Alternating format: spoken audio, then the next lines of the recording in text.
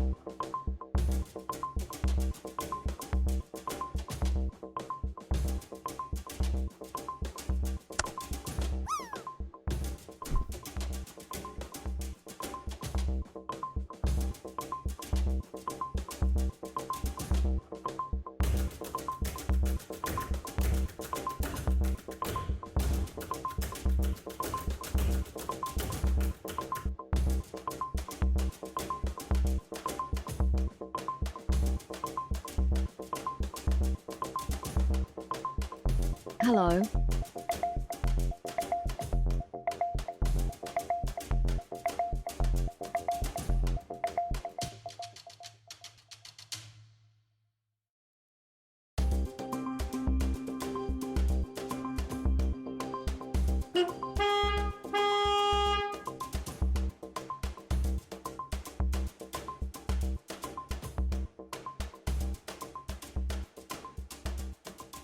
I'm off work today. Somehow so I got a nothing better to do. Well, yard work.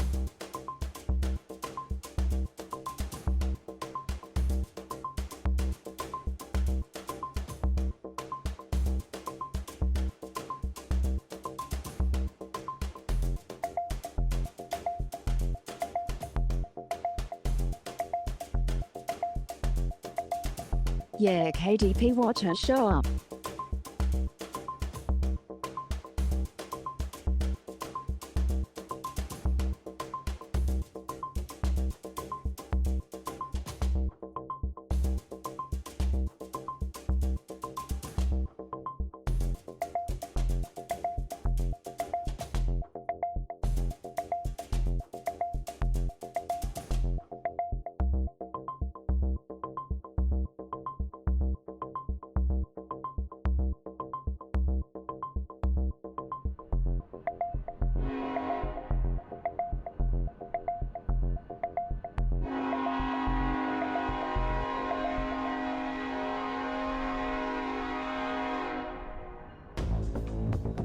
Two minutes, Nico.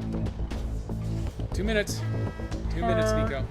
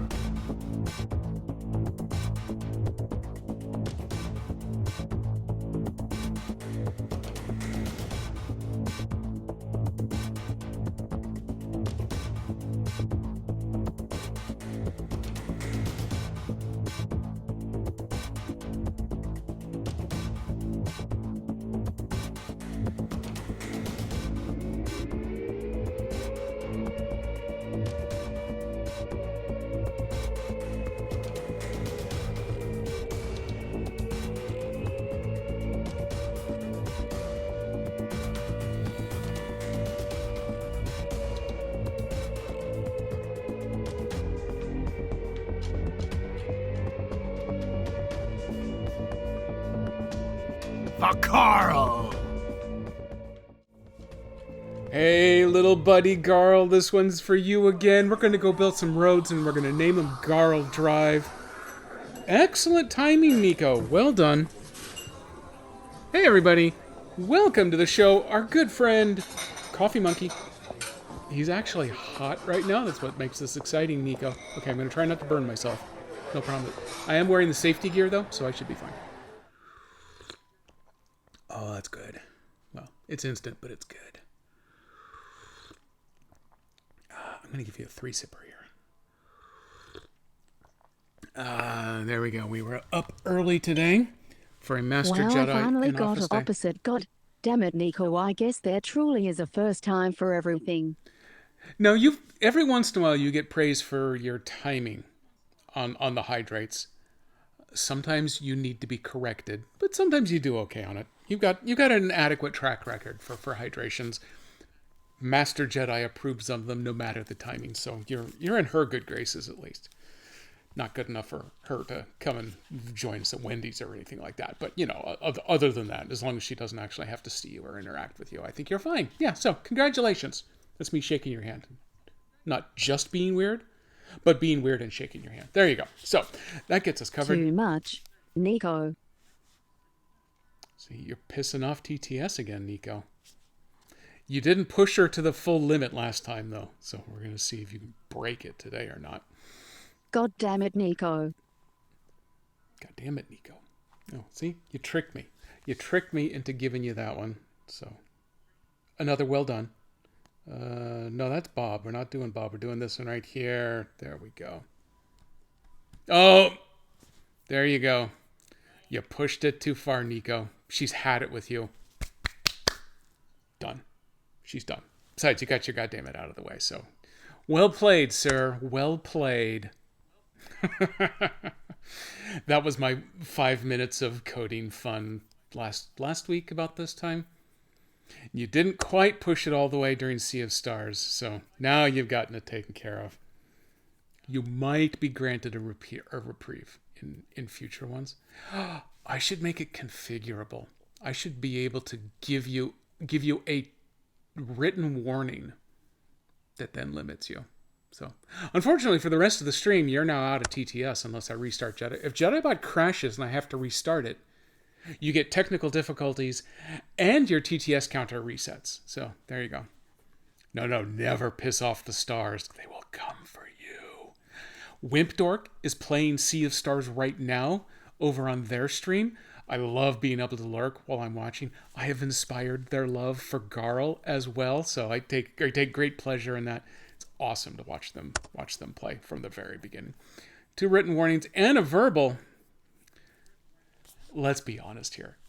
I don't have enough memory capacity to make any record permanent, so you really don't have to worry about it. And JediBot really, at the moment, only has a single session memory, so that's why if she restarts, all bets are off, and everyone's considered a good actor again. So, what have we got going on today? I don't know why I did that weird clapping, but it definitely pissed off the VU meter, so that's probably why I did it. Master Jedi is in office today. It's a normal in-office day for her, except that she had to take some of the supplies down that they are going to need at the big Multnomah County Juneteenth event blowout bash tomorrow. I still don't know how much and what times I'm going to be driving for that, but I don't stream tomorrow, so it shouldn't impact me then. I think she has to do a little bit of packing up in the office at the end of her shift today, so she might actually be headed for the train a little late. So I got my fingers crossed that I can actually stream all the way till 5 today. It should not be a 45-minute stream like last week. I knew that was a distinct possibility. I decided to stream anyway, and it was just as well because I really didn't get much of an opportunity for a makeup stream anyway, so it did its job. So tomorrow is the big blowout bash. I've received an update on the whole employment situation for her. Apparently, there is an explicit grant from the federal government that they are on that has not yet been canceled, but it only covers stuff specific to their exact department and the mission that they have, they get a sizable chunk of their funding from the county, but the county is on a federal grant that has been terminated. So there's still mass layoffs that are coming at the end of June. They are so massive that they have warned everybody they don't think they can get them done by the end of June, so it's going to go into July, just because that's even more torture. To date, the way the county does it, because of all the various unions and the way that they interact with each other and their collective bargaining agreements, they don't lay off people, they lay off jobs. If you happen to be in one of those jobs, then there are alternatives for you based on seniority. You can bump somebody else out of a safe job if you have seniority over them and at least some level of qualification for that job, which is why everyone in the county is completely terrified, because almost anyone at any point could get bumped out for any reason, even no reason. She has her fingers crossed. Her job has not been bumped, or her job has not been laid off. But if there are other project managers that want her job who have had theirs terminated, they can bump her out, and then suddenly she's on the layoff list. It's weird and it's complicated. She has the advantage that she has an absolute shit job. And yes, that was worth it. So she has some fingers crossed that there may be no one willing to take her position. She thinks they may be willing to just take the severance package and go. So I'm saying there's a chance she might still be employed. But she has some PTO that she has to use. It's use it or lose it. Technically, it's supposed to be done before the end of the fiscal year, which ends on June 30th. But she has gotten special dispensation because of this big event. So we are actually going to take the 30th through the 3rd off. And then she gets the 4th automatically anyway. And I think we're going to go to Canada that week.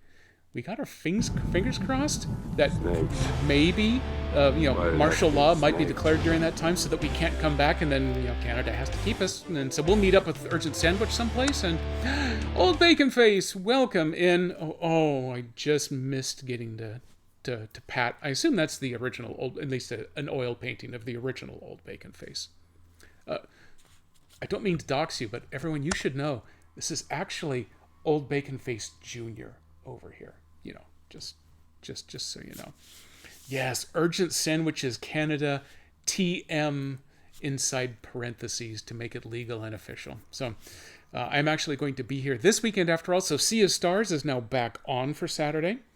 Free RPG Day is on for me again on Saturday. Thank you for your offer, Old Bacon Face, but it looks like I'll actually get to pick up my Paizo books on my own. And because I've got friends at this local store, sometimes, I get a little extra. My buddy Mike actually saved the 1 pack of dice that they get with the free RPG Day box and saved it for me last year. It was so sweet. I was going to feel bad that I couldn't go back to visit again. So this year, I've got a couple dice. I don't mind when I don't get them, but I do thank him profusely when he provides the bonuses for me. Most of them there will also kind of turn a blind eye based on the amount of money that I have spent there, more so in the past than recently, if I take like a 3rd book instead of just 2. But I think this year, the 2 Paizo books are kind of the ones that I'm after. I'll wait and I'll see. I haven't looked at the complete breakdown of everything that goes into the box. The guy who co-founded Free RPG Day actually used to own the FLGS that I go to now. He ended up selling it to another local store here, so it's changed names, which makes me super sad. But this guy is still kind of involved. He makes sure that his old store gets the good box, though, so they have the nice full display.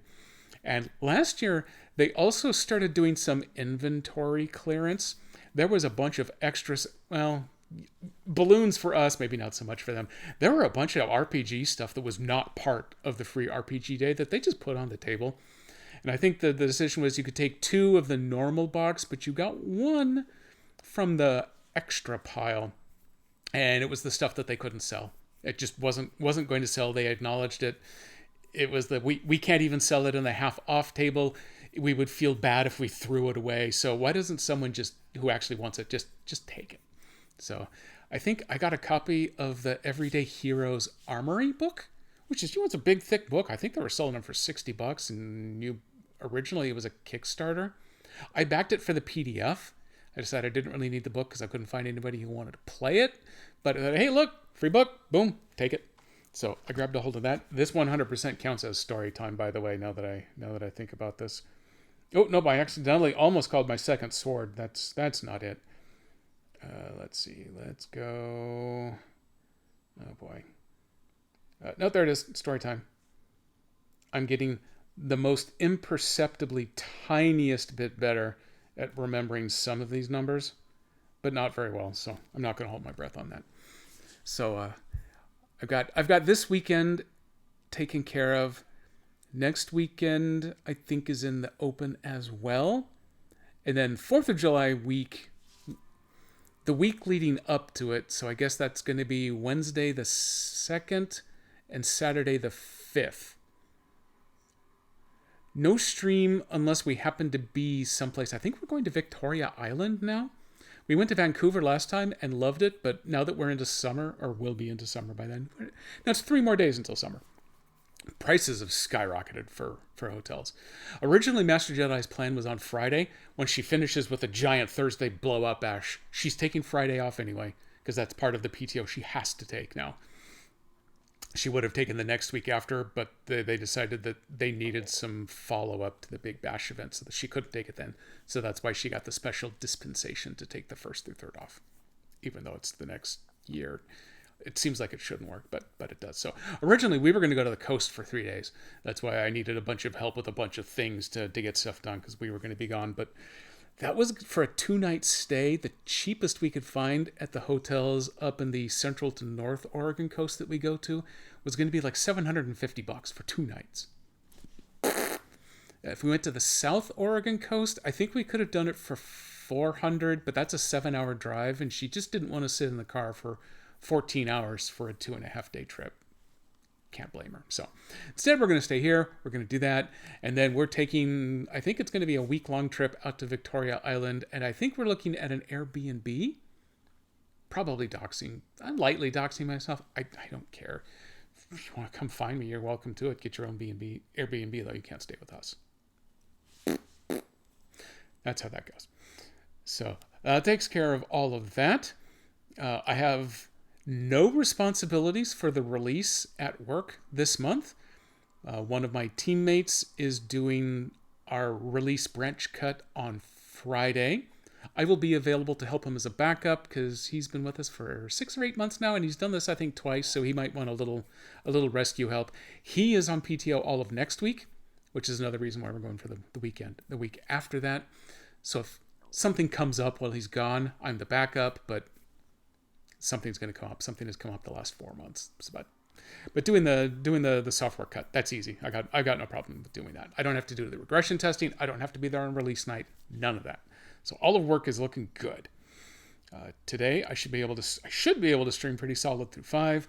I've got several different text message receiver apps around me so that I can keep an eye on things in case she has a panic and I need to go and do stuff earlier again. I'm catching up on everything else. Okay, I think we're looking good. Hey, let's go take a look at what we got going off in the RoadCrafting. This is going to be a good one today. I've played a bunch in the last week.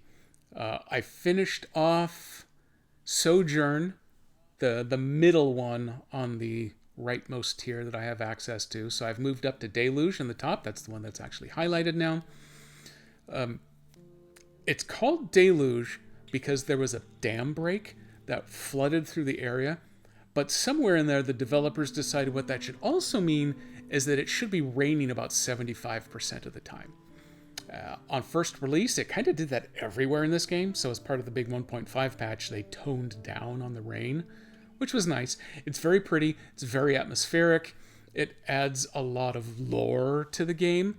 I think technically it actually does make some of the mud a little bit worse, makes some of the dirt just a little bit muddy. It's kind of cool the way that works out, but it gets to be a little much sometimes.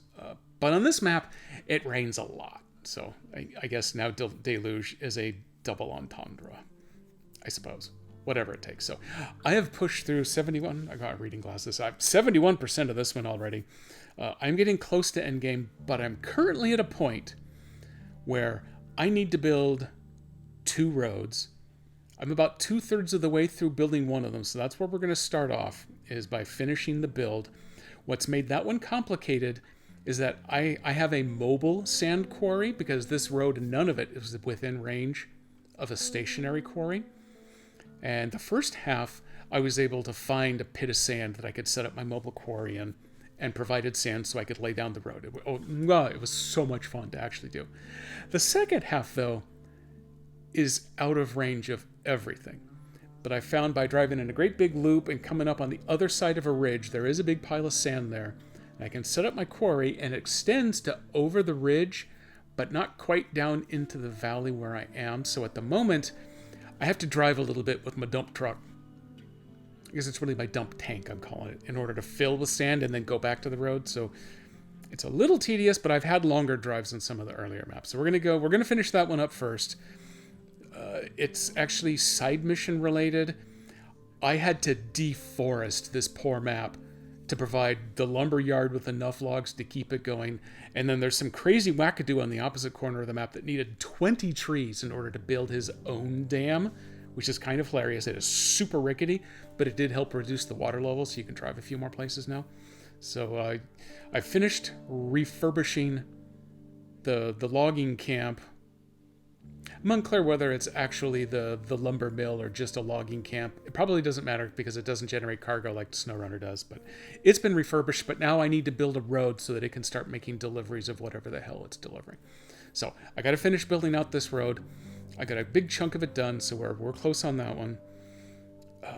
I've completed another mission where they delivered 60 concrete slabs to me, but I'll check this once we get into the game. I don't think I have the ability to actually build concrete bridges yet, so the concrete's useless to me. I don't know why it's given me 60 of them, unless someday I can build a concrete bridge. But I've been building wood bridges, so that's where all this deforestation comes in. I've been cutting down a lot of trees, which I'm going to admit is a lot of fun. I see why they do it, to the point of destroying the earth. It's fine. No one knows this is. No one cares. It's fine. So I am up to 20 out of the 28 regular objectives and 7 out of 10 side objectives. I've exposed most of the map, but I still have a few tiny fog war clouds. We're going to be operating in the northwest corner. Oh, hey, that's a good idea. I should do a drop here too.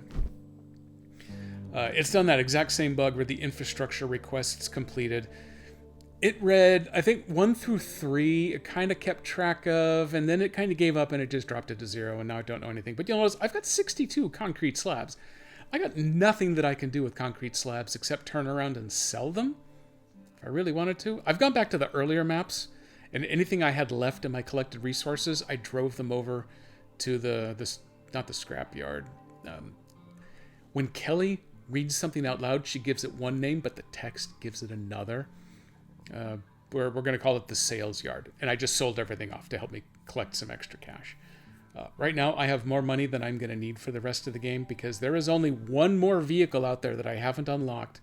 I have to hit level 20 to unlock it. So I'm, 17k XP away? 16,095 to go. So I should hit that before the end of this map. And that way, when we get to the finale map, Colonel, which has geysers in it, then I'll have all of the vehicles. I think the last one to unlock is a super souped up version of the Haglund. It's the field vehicle that lets you teleport trucks around. And that's what the fuel points are for. I got 29 of those, so I can teleport my 4 road trucks anywhere I need them. I don't have to drive them anywhere. That's kind of nice. I like that. So hey, 24 minutes in, I'm ready to start crafting some roads. Well, I'm already mid-craft. I have to post-craft. I have to finish crafting a road.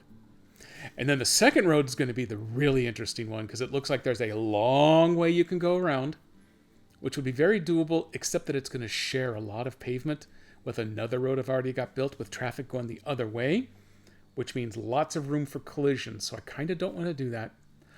Or there's a route that goes down the hill, and I think I can build a really steep concrete bridge if it'll allow me to build concrete bridges. And then I'll need another bridge to cross a little bay. And then I'll have to build some pavement on the other side to climb a not quite as steep hill. It's going to be a big thing. But first, let me pan back out here. Here's the road I've gotten to so far. And that little road, well, I guess right below the, okay, right below my compass heading there, right below the word objective. There's a little road that way. If you take it out to those trees, that's in range of a stationary sand pit. I refilled right before I saved. And once I get around, I have to gap over that mud. And then I think if you drive a little off into those trees. Here we go. Yeah, this is where I found to park my mobile quarry. I wonder if I can back it. Nope. I drove in this way. And I kept trying to activate it, and I had to get around to this corner before it would actually activate with the sand. So once I get over this little gap of water, then I just have to pop into these trees over here, and I can refill. And then I have to finish building it out to here, where that's my log hauler I've got sitting over there at the sawmill. It's a sawmill, everybody. I figured out what it is. Oh, wait, I just saw it. I did pre-build the road, but I'm going to have to tweak it to make sure it matches up to all of this pavement that I've put in. This was a lake that I just put a road over the top rather than a bridge. This is downhill and pretty solid, so I'm not too worried about trucks getting stuck in it, but the regular six-wheel with the open trailer, they really do suck, especially with the AI, so I might have to go back and fix that.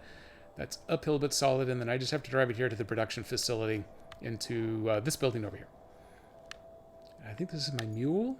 Yeah, my mule was over there doing some nonsense before. So there we go. There's the road. It keeps coming and going. There we go. Go to infrastructure, and now it'll show it. So I'm plotting the route. Oh, the one highlighted, the industrial base to backup pump station. That's the other one we need to do. That one is down here. Is it that one? Yeah. So you start here, and I found if you go down this little road, that's not too bad. But then if you plummet yourself down the hill here, then we could build a little bridge across here, and then there's this little dirt trail that comes up here. So that one's going to be exciting. And by getting that connected, that's going to power up the old pump, which I think is going to drain some more water out of this section here. I don't know why I need to do that yet, but I don't care, because it allows me to build a road, and that's the fun part. So I need to finish this. In order to get this going, it looks like this dude powered down when I shut down the game. So let's get him restarted.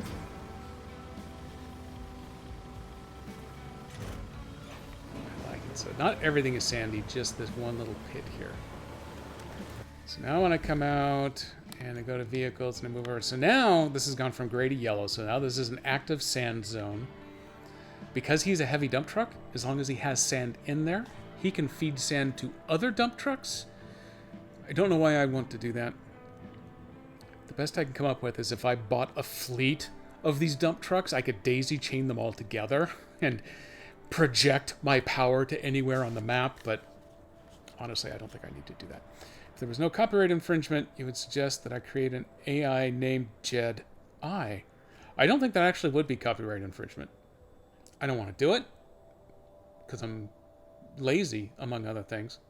I mean, I'm calling it Jedi bot right now, so I could just make the I a capital, and basically I've got it done. The AI is just super rudimentary, and if you want to have a big philosophical computer science discussion, so is every other AI out there right now. You know why they're not going to take over the world? Because they're stupid. Could someone have a glitch in them that will trigger the launch and detonation of every nuclear device on Earth? Yeah, probably could. But it's not because of AI. It's because of people. Nuclear AI doesn't kill people. People kill people. There you go, Pat. I can't believe I actually had to say that out loud. All right, let's fire up. Decent horn. We're accepting that. I have experimented a little bit with the more traditional heavy dump truck. This one you got for pre-ordering the game. So it is a bonus truck. This is the one that drives me crazy by doing the crazy pivot here. Oh god, see, oh no, see, it's already doing what I don't want it to. Damn it.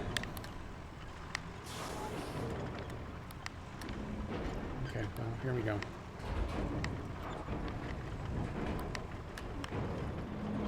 We'll do what we do in whatever order. Until I get, oh, it's in reverse, so I have to steer backwards. Until I get across the little water gap right there. I'm going to keep running back over to this other one here. Too big brain for pea brain. Just think of peas. Oh, imagine world peas. I've always loved that bumper sticker. Because you can either take it snarky as hell or sweet. Either way. And I'm good with doing both. Now, where do we go? Right where it starts to drop off. Right over here. Yep, there we go. Refill sand lights up. I'm caught on a tree. I'm trying to turn. Why would you turn? Why are you broken? I broke my truck. No, wait there. Oh, wow, he's struggling. Must be muddy. Excuse me for a moment. I have to drive into the forest to get magic sand. Don't follow me.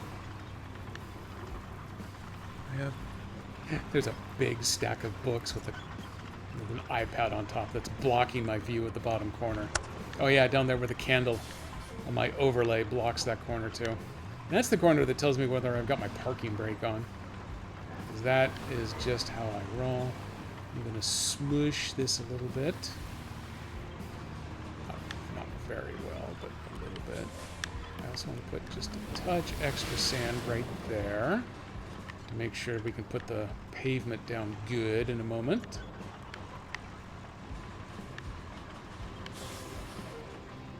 It is sand time. Everyone, prepare your shorts.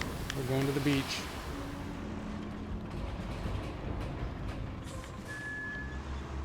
And then we're going skinny dipping right there. What's more funnerer than skinny dipping in the mud? Mud dipping. I know.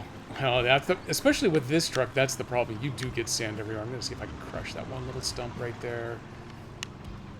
Nope. That one little stump is enough to destroy my entire day. All I wanted to do was crush that one stump. Now I'm permanently stuck. I'm going to have to get the bulldozer to get me off of this one stupid stump. Idiot.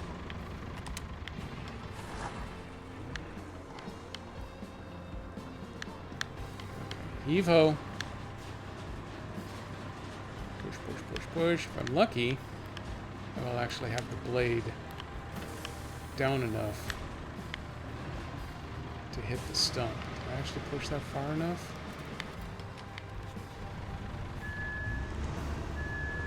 Yes, I did. Oh, and look, I think by pushing with the bulldozer, I actually did manage to uproot the stump. The single greatest achievement in this game over SnowRunner is the ability to grind those stumps or yank them out of the ground or do all kinds of other things to ruin them.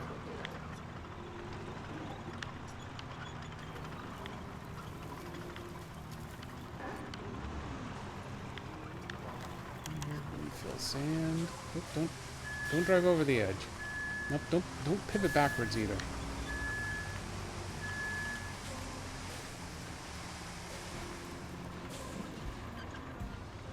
I've pivoted too much in this one spot. It's really chewed up the mud. It's making it hard.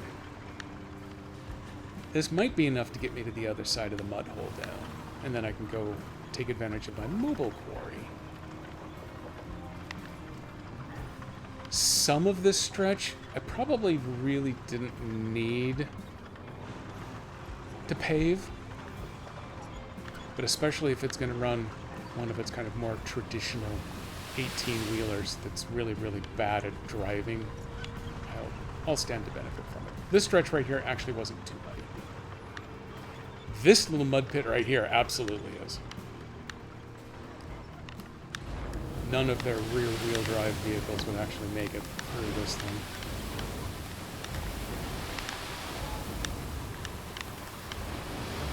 Dump that sand. Bardic is here! Oh my god, that was really loud. That hurt my ears. I apologize. I'm driving my truck really slow, so don't get carried away. I need some sand. Oh, nope, don't tilt up. Just turn sideways. I need to go over here somewhere. Let me check my map. I'm fighting my truck. Wow, I'm way into the sand zone. There we go. Cannot refill sand while refilling the sand. That's fair. That's good enough. Just popping into lurk, then off to find the paths. I had a good Pathfinder session yesterday. Man, I'm so distracted by the shinies now. We spent the first hour of the session, however, just trying to get connected. Something about the Fantasy Grounds connection server was bonkers last night. I would get the game loaded up, and it would connect to the server, and the one guy who was sitting there waiting for my light to go green in order to hit the connect button, he would start his connection, but wait, I found a bug. I found a bug with this truck. I'll get back to the bug in a moment. So yeah, he would jump on it right away. I would see his connection start, but within 30 to 60 seconds, every single time for the hour we tried, it would lose the connection to their matchmaking service. And I would tend to get 2 out of at the time it was 4 of them connected, but then the other 2 couldn't connect anymore. It seems as though my connection information was getting misplaced as part of their process. So we screwed around for an hour, and I finally broke down. I turned off the cloud service, and I went back to the old school IP forwarding technique, the pre-Unity Fantasy Grounds. And imagine that. Everyone got connected on the first try, and then we played for 2 hours. But at that point, then, the game was great. But holy crap, we were swearing at Fantasy Grounds like nobody's business. And when I was having all of my internet problems, I was having a problem similar to that, except it was just me when every hour when my router would reset itself because it fell so far behind on error correction. Oh, wait, sand flattening. Every hour it would reset itself, and that would cause me to lose connection to the matchmaking service. Then it would cause chaos with everybody else. This time it was absolutely everybody seeing all these problems together. It was horrendous. Which is one of the huge side effects to us playing on new release day. There wasn't a software patch, and they only had 2 new releases, but there was a decent sized Pathfinder update. So I'm guessing they must have had a new server code go on, and it was rough. Crapcast. No, that's always been their name.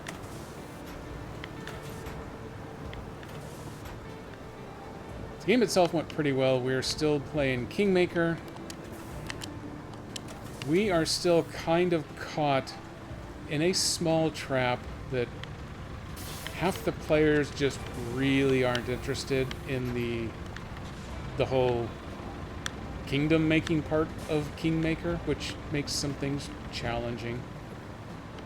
Their character levels have far outstripped their kingdom level now. 2 minutes, Nico. So we're kind of struggling through it still. I'm not quite to the point of just wanting to pull the plug on this campaign and maybe starting a new one, but it's a distinct risk that I'm looking at. But the dungeon crawling's going great.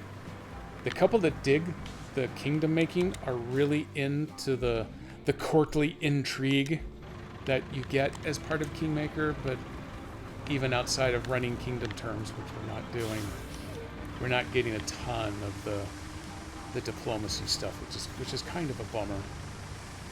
So we're still evaluating how that's going to go.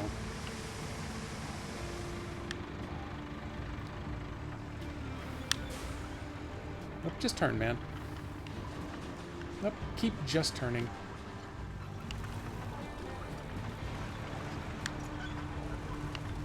This is a stretch that wouldn't be bad. I only have to get to that building down there. It Wouldn't be bad unless they run one of the crap trucks. And they really do tend to run the crap trucks, so... I don't think I have to sand it quite as heavily, so I can get farther on a single dumper.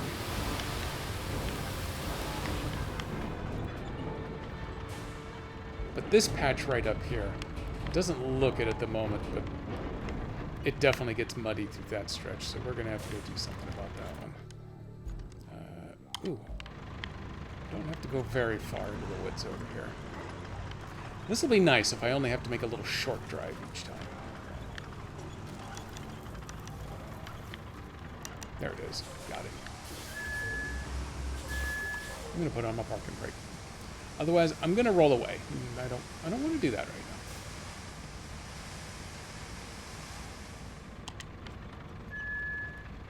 Even though this has 30T in its name, it only holds 20 tons of sand at a time.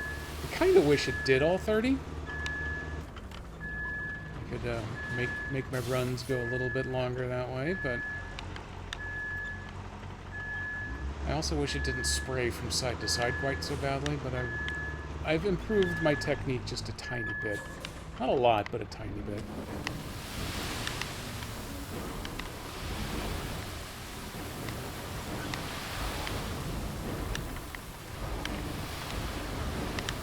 Not a whole lot, but a tiny bit. Yeah, you can see up here it gets a little sloppier. So that patch we're definitely going to have to do something about. Let's see how well I've done through here so far. I got to build a crazy road earlier. You could kind of do a shortcut if you wanted to connect it up with one of the existing roads, but I already had traffic going the opposite direction on that road, which I don't like doing because that results in too many traffic collisions, which then stop deliveries. Can't be having that, so... there was another pre-existing road that had been washed out, and it turns out it washed out badly. So I spent 2.5 full sit-down sessions filling gaps in the road and building little bridges and doing all kinds of crazy stuff to get that road put together. It ended up coming out real nice in the end. When I started this map, I needed 6 more bridges in order to get the achievement for building 30 across the game. I thought, well, you know, I'll do 3 on this map and 3 on the next map. That's about what I've been doing on the earlier ones. It'll be fine. That'll work out. That'll be great. I've already built 9 on this map, so I got the achievement a couple of days ago. But I am bridge-tastic here, and... oh, actually, you know what? I forgot to go check on this. No, I still don't even have access to concrete bridges, which is a bummer, because I have a ton of concrete lying around wishing that I could build a bridge out of it. I'm kind of hoping that maybe finishing this mission may end up relating to getting the blueprints for the good bridges. Yeah, I don't know about the good bridges, but there are other kinds of bridges. They're the bridges that I have a ton of supplies to actually build. The metal bridges have metal supports that go across the top, so you can't drive around with your crane extended all the way up, like carrying transformers and things around. They get caught on it, and then bad things happen. So I haven't built any of the metal bridges. Screw those things, don't need them. But it would be nice if I could build some concrete.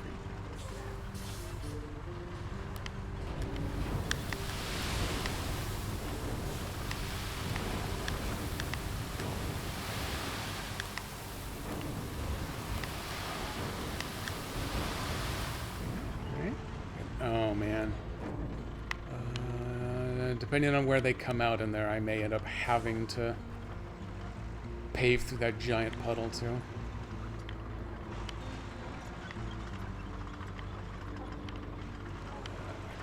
Kind of over here was where I was. Give it to... wait, oh, damn it, I found a stump. I could bring my stump grinder over here and take care of you people.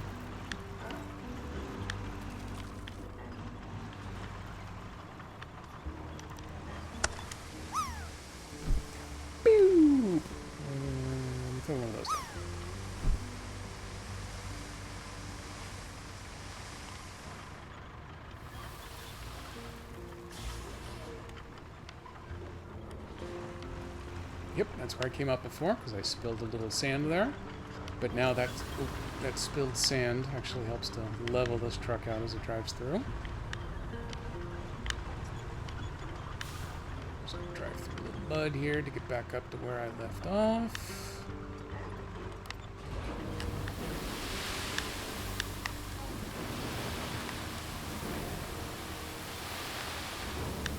Nice hefty layer of sand through the deeper mud there. You, sir, are parked in the way. Toot toot. I think I need to get to that yellow. The yellow doors are typically the ones that the AI likes to drive in and out of.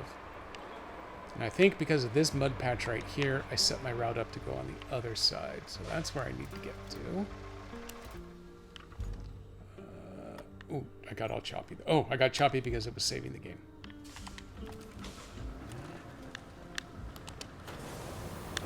Let's go ahead and do a little flattening here. This also spreads it out nicely. The game was saved. Good call. Weirdly, Jedi Bot is back to being really loud again.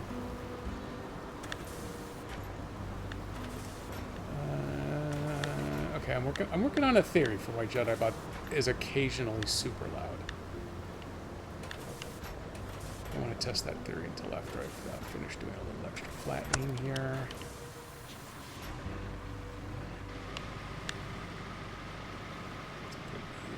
Kind of over out of the way here. Oops, sorry about your fence. Shouldn't have put a fence there if you didn't want it mowed down. Yes, those are all Jedi Bot sounds. That's why they're louder. 2 minutes runs locally. I think horns I have set up for Jedi Bot, but trucks is still on trigger fire. Then all the video ones are trigger fire. And I don't know why I wouldn't have actually already moved. Maybe I've already done all the audios. I don't know. I lose track of everything a lot. It's just kind of the way I roll. Let's get this. Ooh. Also, since the last stream, I bought the new pavement roller. This one actually has tires and rear-wheel drive, so it's much easier to maneuver around. The roller itself is still the same width, but the front roller is the same width as the rear roller on the old school one. But this one I actually have a little better control over where the hell I'm going with this thing.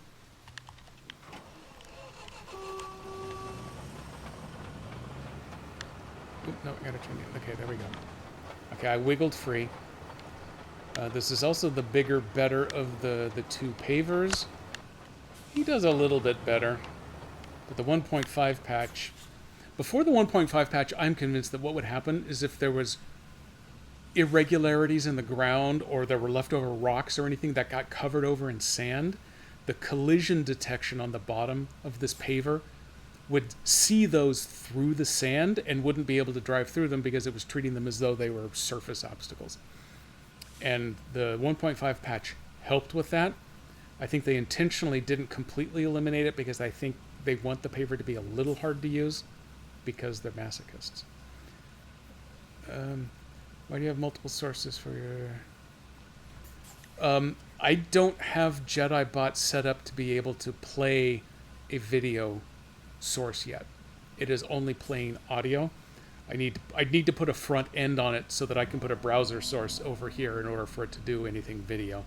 So that's why I've left the video players over on Triggerfire. I'm pretty sure I've moved all the audio-only triggers over to Jedi Bot, though. I know between trucks and horns, I left one of them old style and one of them new style, just as an experiment early on with the intention of moving the second one over once the first one was validated. That happened, what, a year ago at this point? So, yeah. Just remind you, every day in Discord. Actually, you wouldn't get in trouble for that one.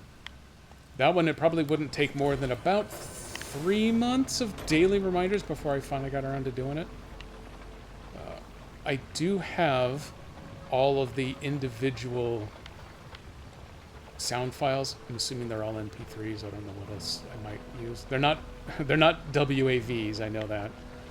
The video ones are mostly MP4, but not all of them.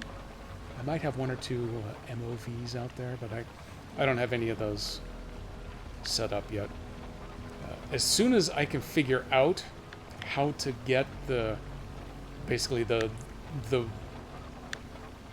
web server front end plugged onto this thing so that I can make it a browser source in the overlay, then we're getting a new version of the parachute game, because I've got some source code for one of those.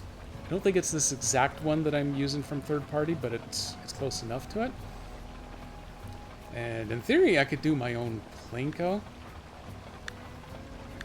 I could do my own bingo and then not have to waste the time trying to figure out how to capture those events.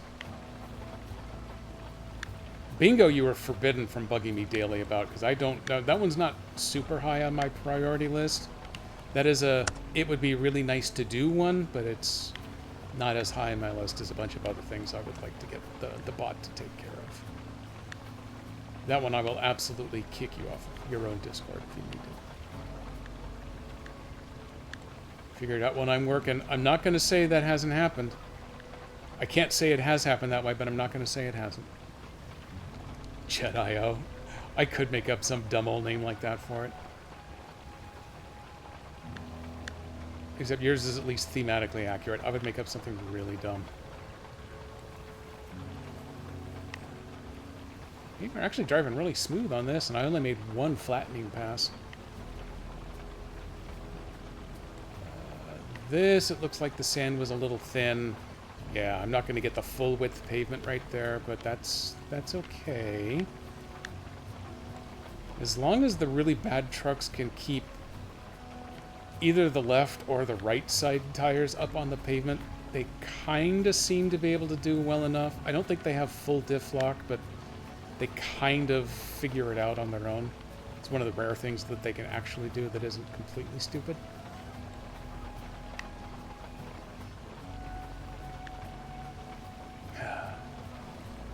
When it doesn't get all bound up and suddenly make 90-degree turns off into the bushes.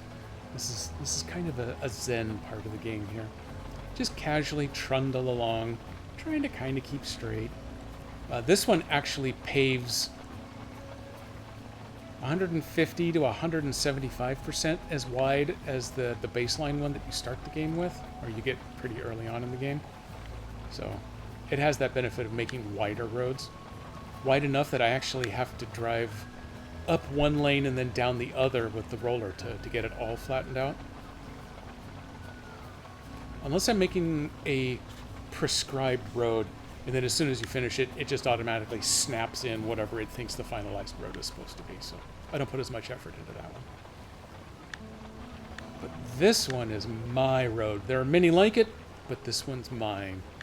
So I can make it just as horrendous as I want.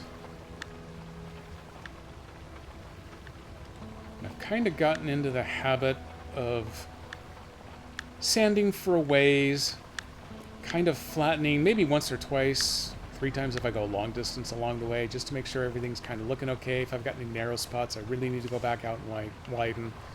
This one had a narrow spot I probably should have widened, but kind of wasn't worth it because the ground I was dealing with in that space wasn't that bad for driving even the crappy trucks on.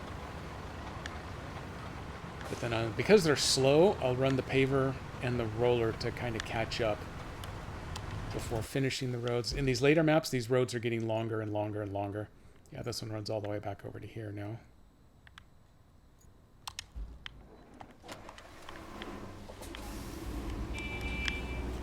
Okay, yeah, it's already got the... By default, it actually has the 2 rear wheels diff locked. It's pretty helpful because it's not shy about getting that front roller stuck on things. But unlike the other roller, it doesn't have to depend on actually rolling the roller for locomotion. It's actually using the rear normal wheels to drive.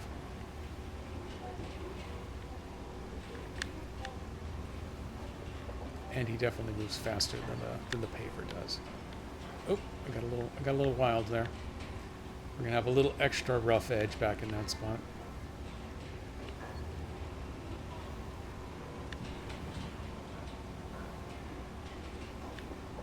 others need to drive up and down once. This actually, or yeah, up once, down once. This one actually has to make a total of 3 trips because it goes out and back to get the 2 lanes paved. And then I have to drive it the 3rd time to catch it back up to where all the other trucks are waiting. And it always has to be the last one through because rolling your pavement is the last step in building the road. Technically, you can drive your AI convoy on this stuff, the still rough, but they don't do quite as well. Probably do okay enough, but I do like my roads to be pretty. I'm going to play this game at least. I'm going to make it art. Speaking of which, the 3.0 update for 2 Point Museum was recently released. It had some nice quality of life fixes in it. There was some good stuff out there, but it really didn't do anything new or different for Twitch integration. So I haven't bothered playing it on stream. I played a little off stream just to kind of get a look at some stuff. It does some cool things. Having your exhibits stolen without having any idea about anything going on until you get the notice that, oh, by the way, the thing is gone now. That has been dealt with a little bit, so that's been really nice. The bad guys don't run as fast anymore, so your guards can actually catch them sometimes. They put a giant backpack on so that if they're walking through the middle of your museum with a stolen exhibit, you have a little better ability to spot them as you go through. And they changed a bunch of radii on certain effects and events. And I think the clicking things is a little more intuitive in some spots. All kinds of really good stuff going on, but they haven't touched Twitch integration yet. Having said that, they are now beginning to work on their first DLC, and the DLC is going to enhance the Twitch experience in addition to adding at least one more new challenge map, and then I think 2 more museum maps with all sorts of new, I guess not challenges, tasks to have to complete there. Another 10 levels of museum each for those. Surprise 2 Point Museum didn't make their final version 2. Now it needs to be called 3 Point Museum. Yep, well. It's actually, they are calling it 3.0 Museum 2 now. I got a little wonky in spaces, a few spaces back here. So let me go see if there's anything else I need to flatten out. I love that it still steams for a little while, even after you've rolled it. So it does keep track of how recently it was laid down, but that steam does go away after a little bit. Nice little attention to detail.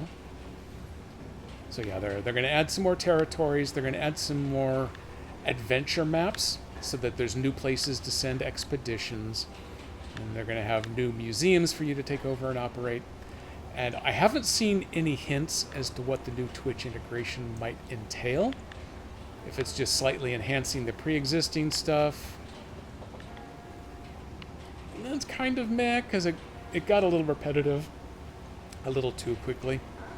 Especially since I'd already maxed out levels. There was nothing new that I was ever going to see that way, so if it's just slight variations on the theme, I don't know about that. But I would love to do at least one more 2 Point Museum somewhere along the way, just to try a bunch of that new stuff out.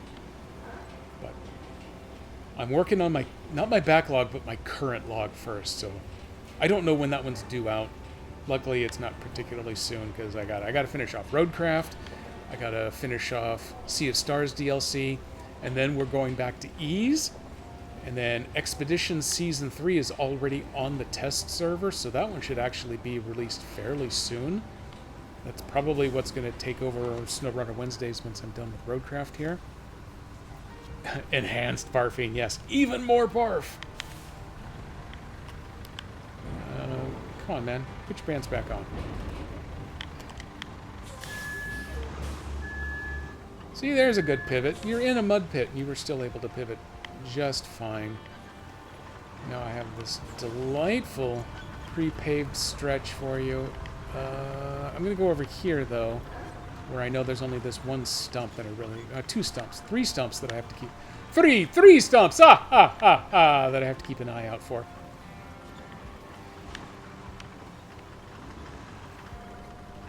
I know there's only one. Wait, crap, there's a second one. Oh, God, no, there's a third one. Oh, no. I have played a little Cyberpunk. since it's within arm's reach, though. I've also gotten a little carried away with Rune Factory Guardians of Azuma. It's not Azuma, as I had assumed. It's Azuma.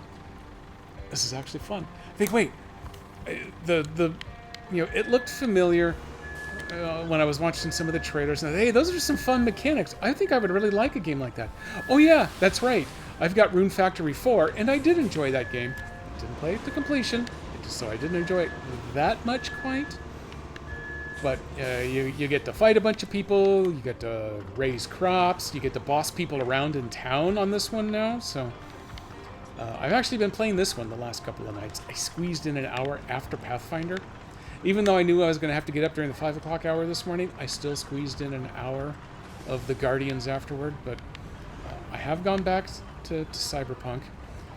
I straight up cannot tell the difference when playing Cyberpunk in 60 hertz versus 120 hertz on the TV.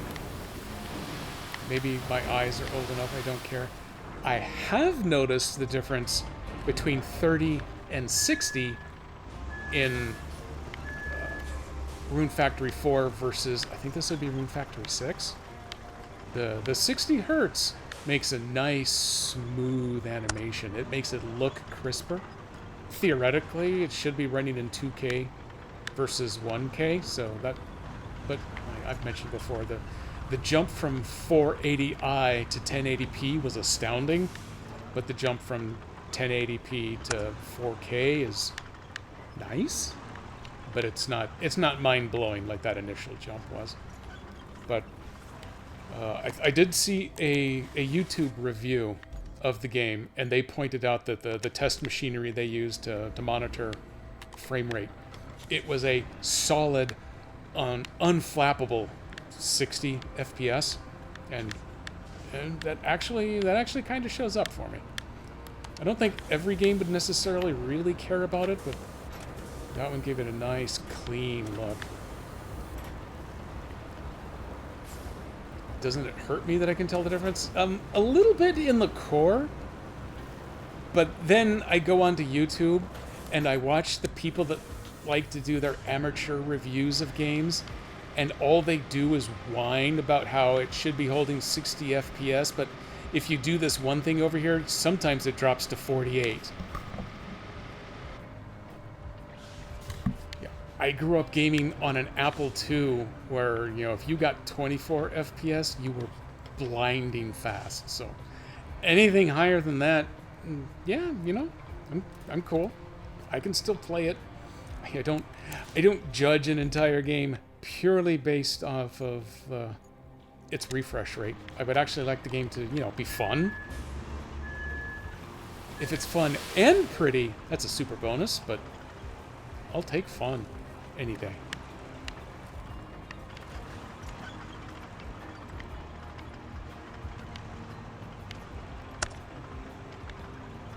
And the majority of the time, you really have to put things almost literally side by side for me to be able to go, oh yeah, look, there is a difference. By the way, I don't care. But this one, I think because it stayed locked in at 60 and never fluctuated, so you never got that little bit of stutter that some get. You like this one here, when it decides to do its autosave, and all of a sudden it flips out a little bit. Well, you know what? I think that is going to be enough to finish off this particular road. Let me park you over here out of the way, and then we're gonna flatten it, and then we're gonna pave it, and then we're gonna roll it. The sand is wet right there, but it's flat, so that's fine. For some reason, that doesn't seem to matter. As long as you can actually see the sand on top of the water puddle, it's good. This is going to be a little narrow, but I think we'll do okay, because it's pretty solid. Otherwise, this was a little... Oh, actually, it widened out my sand. Perfect. Perfect. Couldn't have asked for better. And I think... Oh, wrong one.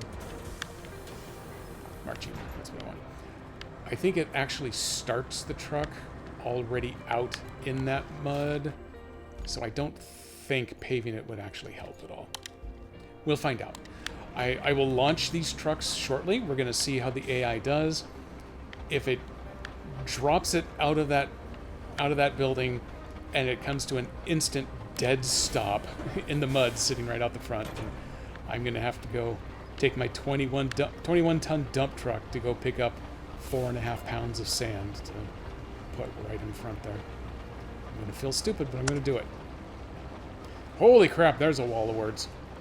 24 FPS isn't bad. Still a playable game even today. Yeah, well, yeah, and that's really, for me, that's the point. It's 100% still playable. Could it look prettier? Sure, probably. Do I care? If I do, it probably means your game sucks. If worrying about frame rate is my primary concern, then the game probably just isn't fun anyway. In which case, screw you. That's a game I guaranteed to not get to the end of.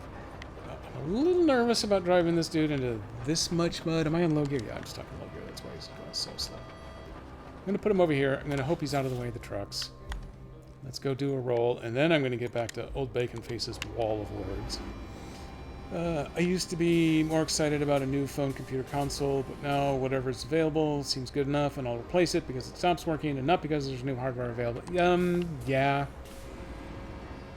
I am largely into that boat. I didn't fall 100% into the Switch 2 hype machine, but I fell a good way there.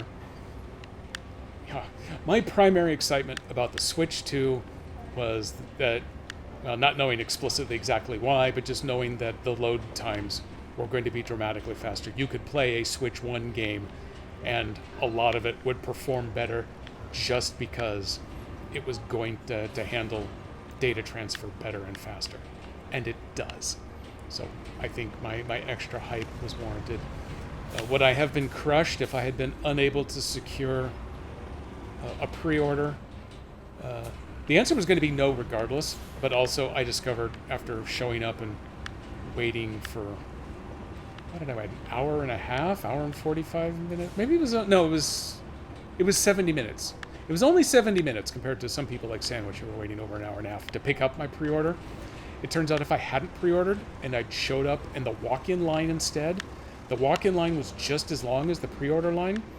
And since I was one of the ends of the line for the pre-order pickup, as far as I know, every single person who showed up for the walk-in line got a Switch 2.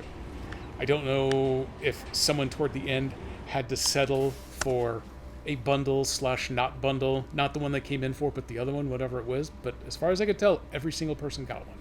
So I probably would have gotten one anyway if I had decided not to bother doing that, thinking no one would. And well, it turns out I just had my Nintendo offer to post order one through them. I would have done that, and then I probably would have gotten my Switch in another week or so from now, and it would have been fine. I've only got that game is Switch 2 only. The Bravely Default, I think, is Switch 2 only as well.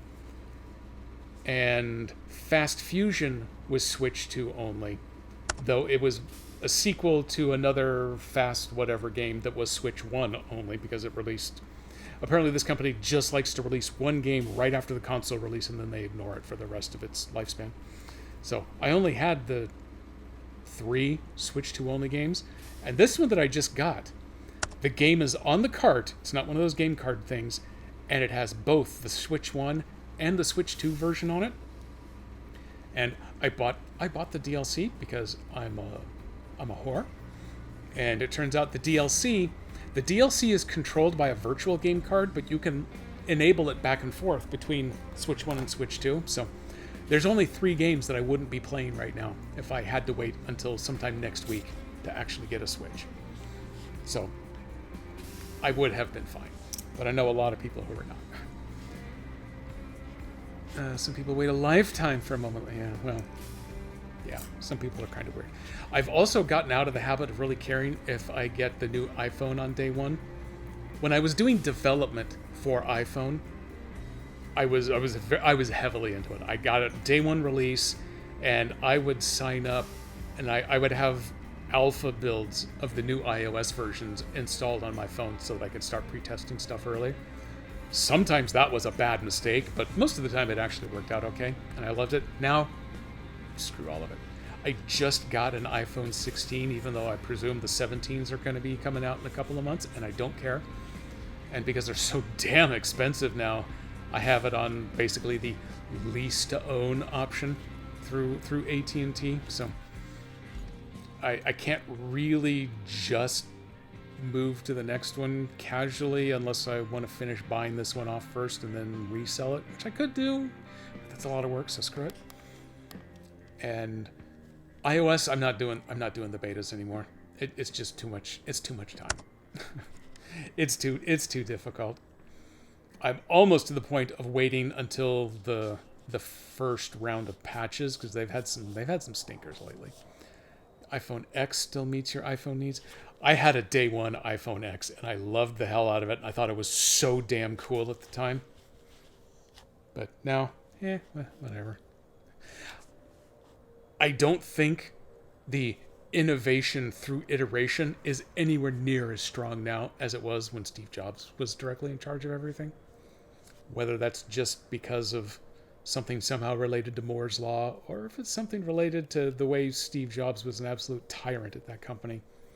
Between those two, I don't think they really change as much anymore. Here we go. Oh, nope, back up one. There we go. The steel beams facility to... Nope, that is not the... No, that's the other one I need to do. Is this the one that I... What the hell am I doing? Oh, God, is that a different... Oh, God, there's another road I got to build. Okay, we're not doing that one right now. Where is the one... Steel... No. Here it is. No, I missed it. Sawmill to production facilities. It's worth some serious money, too. Once it runs the first one, then there are going to be 10 follow-up trucks to get me the rest of the reward. Much more excited about new features when looking forward to replacing your first couple of phones. Yeah, I know, exactly. The one thing that they do still do remarkably well from phone to phone is the upgrade on the optic kit. The camera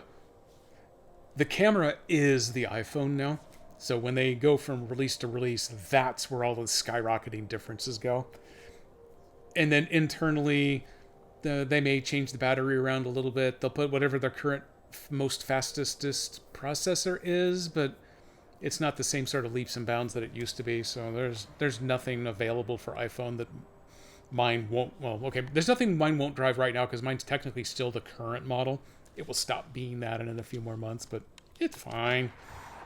Oh, you know what? Crap. I didn't mean it. In fact, we're going to cancel it right now. I got to make sure that I have my waypoints set up a little better. I would like this one to be a little bit farther this away, but I'm afraid that's going to make this first turn too hard. What I'm worried about is the truck's going to come barreling out of here. It's going to try to turn and then bam, straight into that thing. And if that's the case, then I'm going to have to get more sand because we have to go the long way. Damn you all. I need to finish tweaking these spots so that it actually at least does a moderate passing job of trying to stay on the pavement.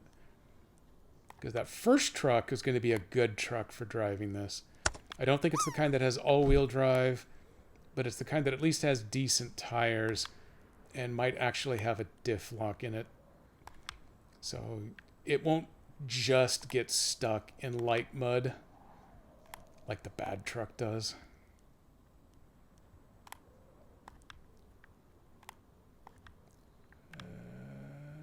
These aren't too bad. I'm going to tweak that one just a little bit, and then I want to tweak that one just a little bit. I put all these down when it was all just dirt and mud, figuring I'm going to put the road kind of in this area, and then I'll tweak things up a little bit later. I want to put that one. That's kind of where I made the junction. That seems straight enough, and then I believe I've already done the corrections for the rest. So this is going to be my only real unpaved stretch. Man, that's not true. This is unpaved, but that's pretty solid dirt. Okay, we're doing it again. Let's go Spectate mode. Oh, that's actually a really good truck. That truck has all-wheel drive. And the short wheelbase, so he made the turn without crashing into that building. Let's see, there's number 2. He's not following the pavement quite, but it's fine, it works. The door's still open. I think there's going to be a third one coming out up there. Still just 2. Did I do balloons? No, I've got this backwards to do balloons. I think I have to do this way to get balloons. No, it's actually just these 2. Oh, that's good. I'd never noticed that mountain in the background. I think I'd noticed a thing like that. Oh, look at this gorgeous road. Okay, timing is good. No updates from Master Jedi yet. Oh, there's... Where, Nico? Where? I don't see one. What are you talking about? There's a low one over there, but that doesn't really count for anything. Oh my god! Actually, I don't think that was it. I think it's over there now. There's one camera view that doesn't let you pan down this far, so you can't actually see really above the horizon. You can only kind of get this low. There. No, over there. No, not here. There. No, where is it? Is it over here somewhere? Is it over here? All I see are trees, Nico. I don't know what's the matter with you. I did a lot of deforestation back there as well. For some reason, the sawmill that already had tree trunks all over the place needed 35 more from me. I think the main base needed 15, and there's this little satellite thing that needed... No, the satellite needed 10, it needed 15, and then the crazy guy that wanted to build his own dam needed 20. So I had to murder 45 trees. I may have already had 6 saved over from an earlier mission, but I had to murder a lot of trees. This is the other sandpit. I was using this sandpit for the first half of the road. Worked great. But wasn't long enough to get to the second half. And I could have built a bridge here, but I decided to go for it with just filling with sand and then paving, because I'd killed a lot of trees already, and I was feeling a little bad. There's truck 2. We're heading for that yellow door right there.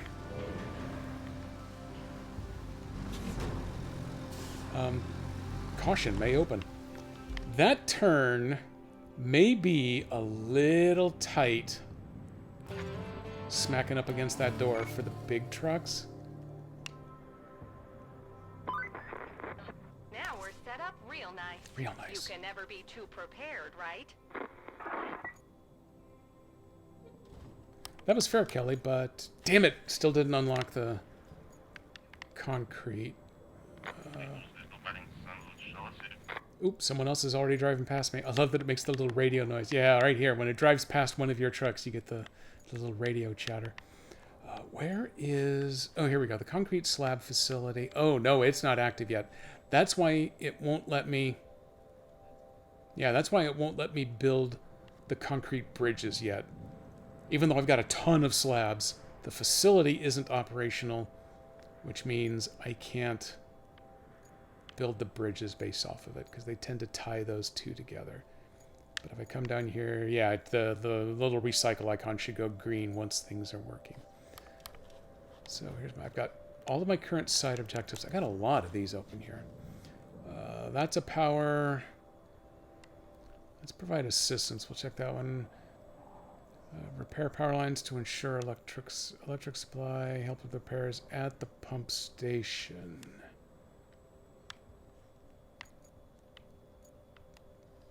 What is the other... I guess there's actually currently 2 roads it wants me to build. The industrial base is the other one. I don't want... Oh, wait, something's already broken. What and how? Redispatch. The big trucks have been making it past me. I bet one of them, just through RNG, managed to clip the front end of this giant steam shovel. Got itself hooked up. Okay, so you go back to driving. This is the one here. You come out of one of these 3 doors, and as an option, zoom out. There we go. You can come down here. You can run around this way. You can overlap this road for a long time. And then I think actually you have to come out over here. You need to loop around. All of this... I think it's easier if you go around this and then you come back in this way in order to get to that. That's a complete nightmare. None of it's technically hard. There's just a lot of it.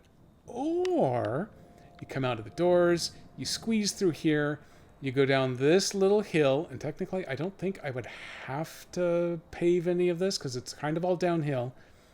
So not too much of a chance of getting stuck. And then if I tear out a couple of trees, we can plow down this kind of steep hillside. I could probably just sand reinforce that crossing there, or I can build a bridge. I can't build a bridge that goes the entire width because we can't build one that long. The longest I can build in a wood bridge, I think, would start here and end there. That's close. And then there's this kind of steep climb. With the climb, that might be too muddy, so I might have to pave this, and you go into that yellow door there. So I'm thinking that's the one I want to do. Just ask the trees to move. Oh, I don't ask. I let them know they're moving. Yeah, well, now the mountain's gone, because if you go to the map, I don't see a mountain anywhere. Okay, so you trucks, you're all off and running. You're doing their thing. Oh, also, that mark right there, there was... I know, R2. There was a little toy truck up on this awning on the building. But at the time, this entire little lagoon here was flooded in. And I couldn't find a way to get to it. So I thought, well... There have been other maps where you reduce the water level, and this is called Deluge, so I think it's water-oriented. Let me put a star on it so I know where it is, and I'll come back later. And then, lo and behold, we got one of these around here somewhere. No. Somewhere around here, we activated a pumping station, and all of a sudden, the ground level came up because the water level went down, and from right here, I was able to reach out with a crane, and I swiped it. And I forgot to turn off the star. So I got a couple of stars around the map for things I want to go back and check. But then when I go back to check them, I forgot to take the star off. So one of my last steps in any of these maps I mess around on is go to each of the stars I've got out there and see if I did the thing that I had meant to do. Let's do a plot on this one. We're going to see just how bad I can manage to get this. We're going to swing really wide to start with.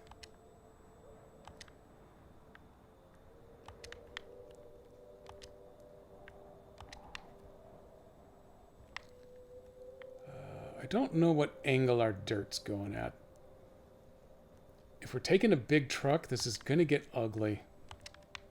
It won't be able to do any of this stuff, so I may as well plot along the main tracks here.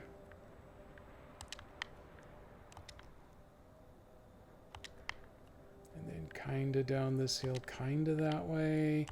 And then I would probably want to turn this way and go to link up with this.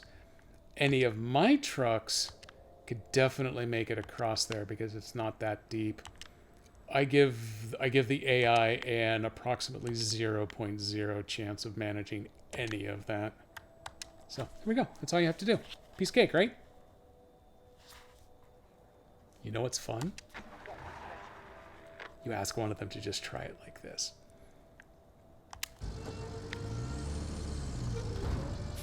That's a mule-based vehicle, so it's got four-wheel drive, but it's not good.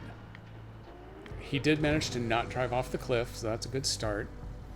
I don't think he'll get stuck in any of this mud, but I bet my path down the hill is still going to have a tree in the way.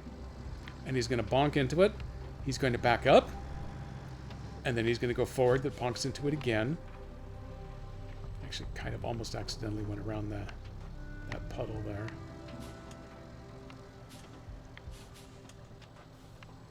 Yeah, okay, now he's missed the first couple of trees. I have just gotten an update. Oh, there's the tree we hit. There it is. I figured there was going to be one. Oh, he's pushing. Oh, my God. He actually pushed it over. oh, there's a dip. There's a dip. Look out. Oops. I don't think he's gonna. Oh God. Oh God. There was a second truck coming through. Oh God. Just drive over the top. It'll all be fine. He'll be fine. No one will even notice.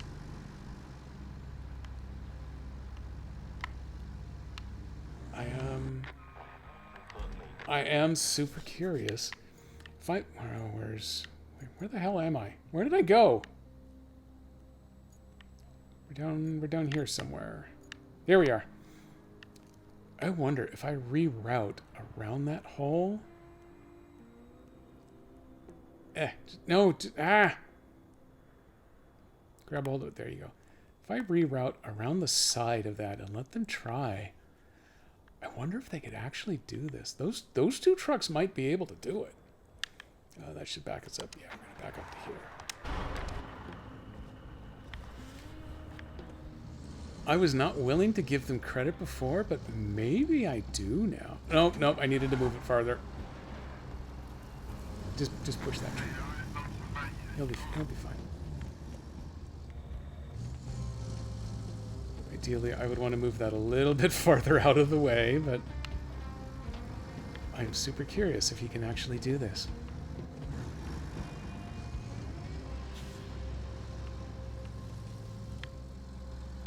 Because the one thing I haven't checked is the sand availability for putting anything in down here.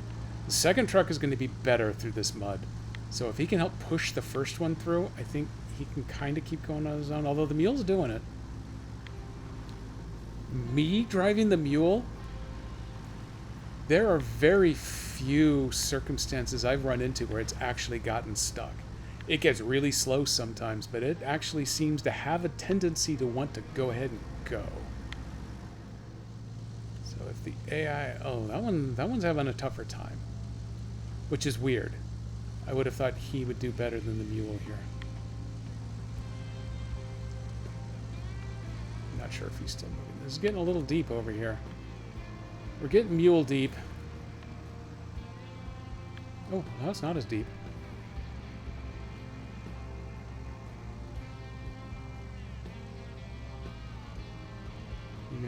You gonna just climb this hill? How's the other guy doing? I don't want him. He's moving. Okay, he got moving again. This guy's pulling the hill. This mud isn't as bad as I thought, and it's actually not mud here at the top. Holy crap, he's actually going to make it. No way did I think that was actually going to happen. He's in. He's struggling, but he is absolutely moving. But if he was struggling before, I don't know how well he's going to do over here.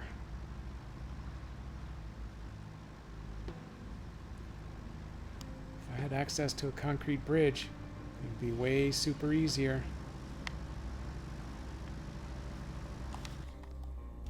We're going to let him churn for a little while. Let's take a look at what else we got going on here.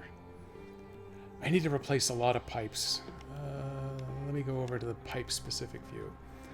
I need 8 pipes in order to start replacing a bunch of stuff. I have found you can start turning up some of these infrastructure projects before you get the missions to do them. If you do them ahead of time, you just get instant credit for the mission later on when it assigns. And sometimes you can drive Kelly a little crazy when it hits... I had it hit 3 missions in a row. It auto-completed all 3 of them. And she got kind of lost in reading the text to me that is supposed to come at the end of any given mission. So I think what happened is she read all 3 mission finale scripts together and then did them all 3 times in a row. And one of them had the little video interlude. So I played the same video interlude 3 times in a row while she was reading all 3 speeches 3 times over. I got a ton of experience and cash for it, so at least that part paid off. Yeah, he's still going. I've got all the electric done. None of the prescribed roads. Oh, hey, you know what I should do as long as I'm over here? I started from the other end, so this is where I ended this road. And I built it along here.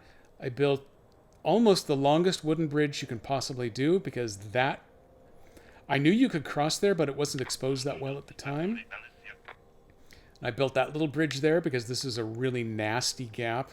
It was jagged and uneven, and the height was different. So instead, I built a little 15-degree bridge to cover that. All of these little grooves were deep enough grooves that I had to fill them with sand one at a time. This is another one of those nasty crags. I built a bridge over it. The AI didn't need this cross path, but I did, so I filled one of these nasty crags rather than bothering to build a bridge. It took a lot of sand to fill that thing in, but then I built the road around this way. This one I should have done a bridge, but because I did this first, I did it the hard way with sand, and it kind of works okay. Remarkably, the trucks can actually climb up this. I didn't expect them to be able to. And then there's a big sand pit right there, so this road was easy. We built it around here. I built this nice big almost triangle, so there was a lot of intersection room, and now I only share... I split the lanes up over there, so I only share this one little stretch of pavement. So I haven't had any collisions with oncoming traffic yet. And then this one exit out at the tunnel. That's the one that took me 2.5, roughly 3-hour sitting sessions to build the whole thing. Totally worth it. Plan a supply route to the... Oh my god, the other truck made it! Woo! Okay, well, I didn't see that coming.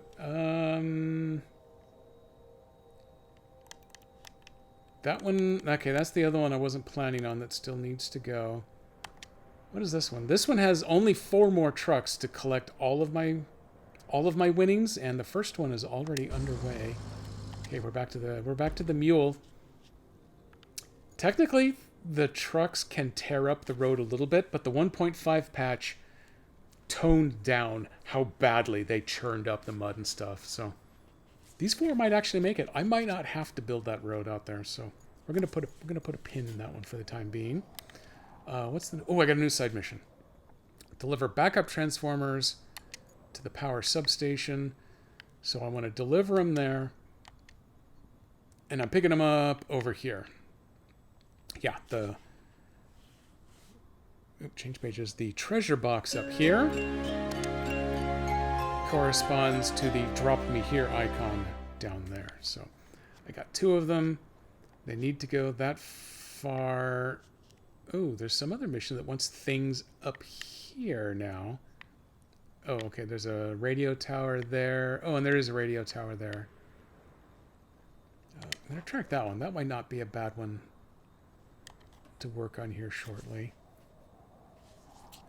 Yeah, it's good to get the side quests done. There is an achievement for completing all the side quests in the game. And as it turns out, you kind of mostly end up going through any of them anyway, unless you go out of your way to not do them. So this one was a really fun prescribed road, so I was kind of limited, but there was the old train tracks that were slightly elevated through the marsh. So the plan there was to just sand over the top of the tracks and then build your road in the way. And then there were 2 rail cars that got jammed up here in the middle in the rock slide, and it turns out the giant super crane could actually pick them up, and I dumped them over here in the lake because that's environmentally responsible. And there's a ton of boulders you had to push out of the way of the bulldozer. So much fun. It's taking all your old Tonka trucks in the sand pit and just crashing them into each other. So if I want to work on this one next, I need 2 transformers coming from the same place, going to the same place. So I think what I want is going to be the big crane to pick them up and put them on my long trailer, which I believe is actually just parked right here. Yeah, which is the closest base. Oh, and so is the big crane. Perfect. I could get them off with the mule, and this power station is actually closer to a different base. So I am going to take the heavy trailer and the heavy crane over to the pickup zone, use the crane to load this trailer, drive the trailer on the long drive over to the drop-off spot, but then I will recover the mule to the other base and drive it over to do the unload. Oh my god, I'm so amazed by the sun reflection. It's obviously running in HDR on my monitor, so I have to squint when I look into it. it's prime immersion for me here. It definitely doesn't come across as brightly on stream. This is a really muddy batch, but I'm driving the Zix, and the Zix don't care. The Zix 605 isn't quite the OP beast in this game that it is in SnowRunner, but it still gets the job done.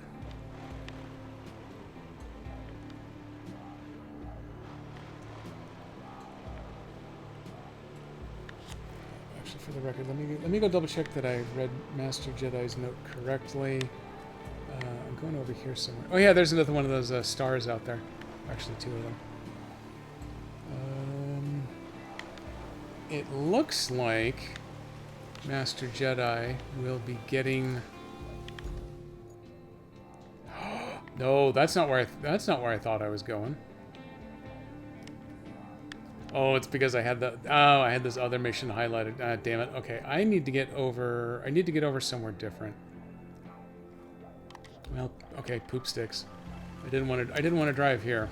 I need to go back to the base that I just started at. The industrial base, and I got to start over again because I zagged when I should have zigged. There's my little tracked scout. That thing's adorable. And sometimes it's way too fast. It's hard to control. It likes to overturn. It likes to over/understeer. I think I've only flipped it once, though. It's a different kind of overturn. We need to go out this way. Holy crap, I have built so many bridges on this map.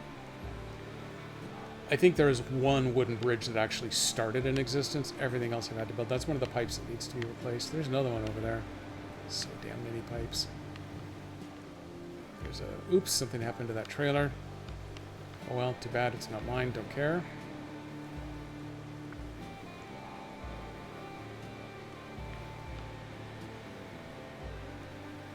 I've learned the hard way. That's really deep water there. Screw you, tree. But the water's way shallower over here on the edge. Okay, screw you also, tree. So many bridges. What is this, Death Stranding 2? I kind of wish it was Death Stranding 2. I'm hung up on something, but since I'm in the water, I can't see what it is. Might be a stump? Oh, no, whatever it is, I turned hard enough. I think there's a rock under the water there. And if I turn hard, it works its way around. But if you don't, it just sticks. I like sticky rocks. Also, screw you, tree.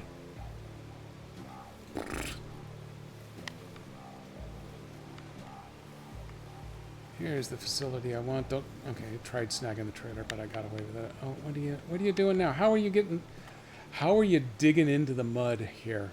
I bet yeah, it's the trailer. Oh well. If I planned better, I'd be a better planner. But there you have it. That's where the story ends. I have been here before.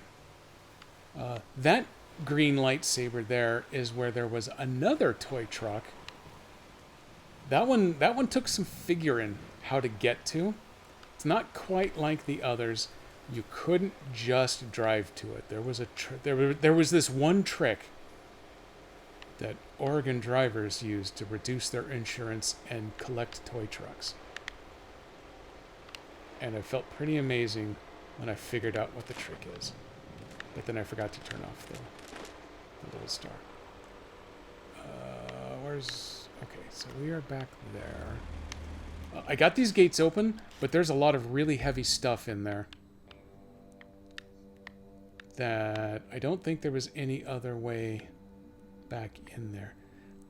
If you have a scout vehicle, I think you can pop over the top of it. Ooh.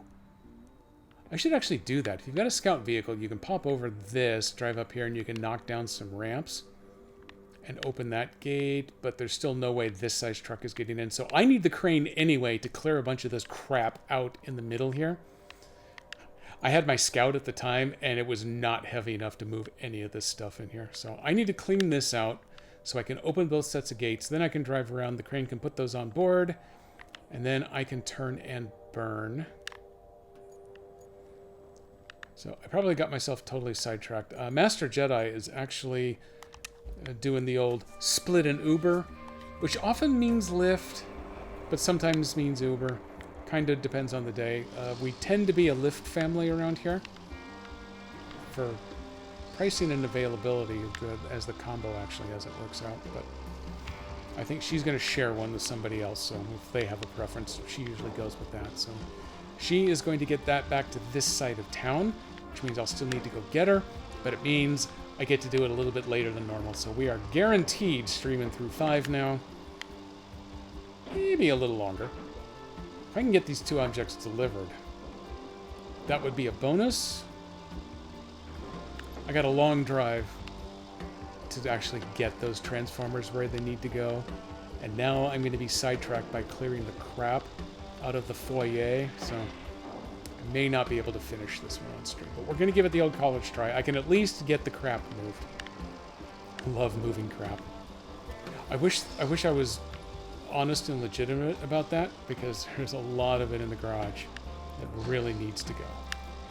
Because that's the only way... Oh, okay, that one's definitely a stump right there. It's the only way I'm ever going to get to bonk, is if I start moving the crap. I can feel I got some heavy controller rumble as we come through here. Yeah, we're going much better than the other dude did. This time we're going to go to the inside edge of that pole, because we don't have a trailer to worry about.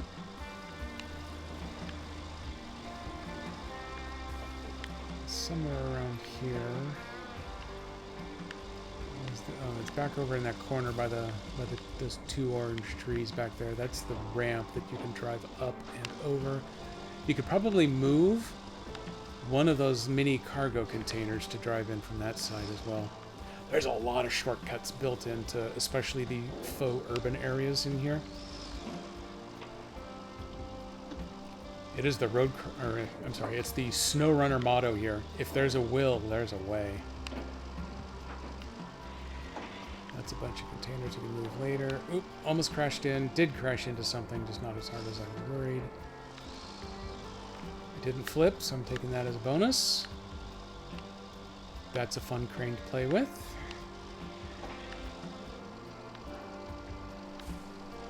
Hey, buddy. Did you know you're kind of in the way still? Ramming speed! That actually buys me a little room. Is that actually a... Ooh, is that actually a metal beam? I could use that.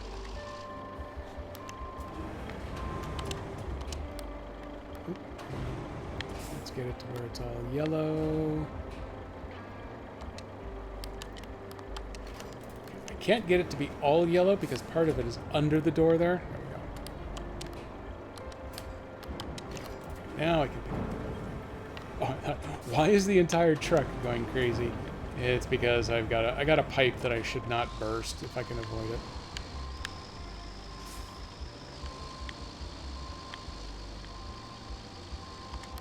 Just because it has explicit value to me, we are going to take this beam with us.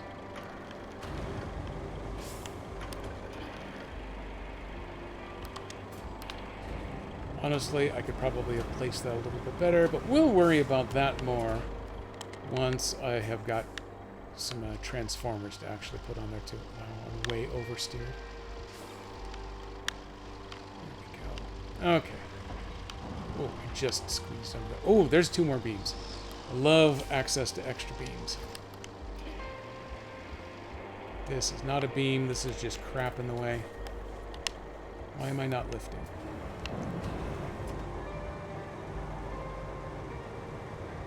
There's a lot of good metal in here for recycling into other beams or pipes, because I'm going to need pipes.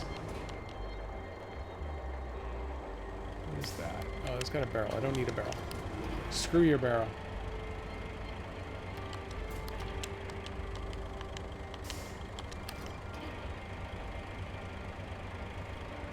Let's just get to hustling.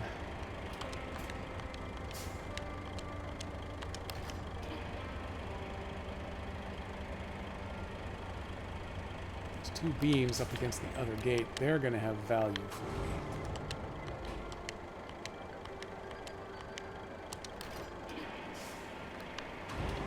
No, actually, I didn't mean to do that. I wanted to pivot the camera. Let's try it from this angle for a little while.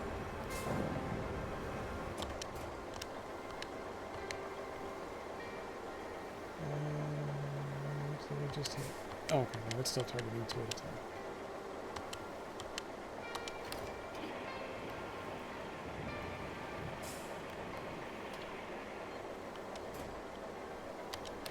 There's the big pipe. Oh, wait. For big pipe, I had to put the anchors out.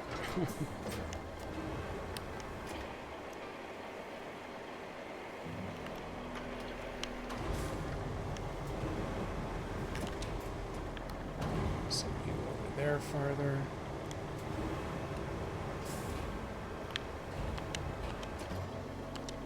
You don't want the barrels. No one cares about the barrels.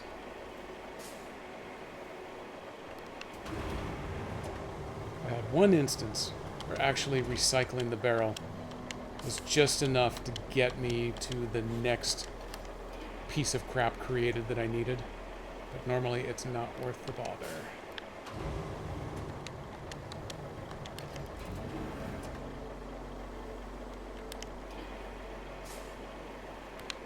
Actually, if I'd moved the two big pipes out of their locations, it probably would have been easier to use a bulldozer to get the rest of these.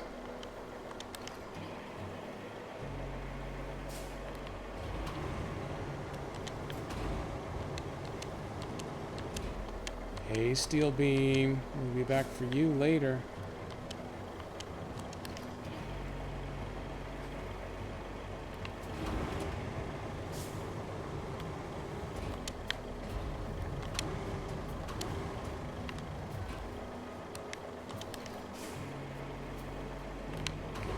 To that side.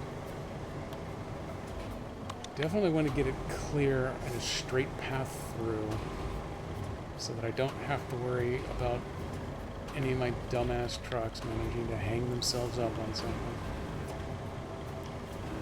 No, we'll be back. We'll be back for you, Steel Beam. Don't you worry your pretty little head.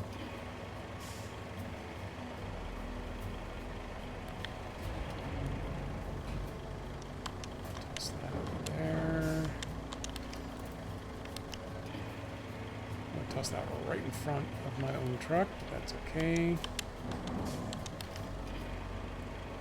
I will just back out through the gate once we have this up. Actually, that's not true. I'm going to want to go... I'll have to back out through the gate and then go forward again because I need this crane to get the transformers up onto the cargo trailer. Please make sure the pipeline you're building doesn't leak any ooze on the local turtles. Well, I don't know. Do we currently have any crime fighters in Eastern Europe here? We may need to ooze a few turtles. You can't break a few eggs without making an omelet out of turtles, as they've always said.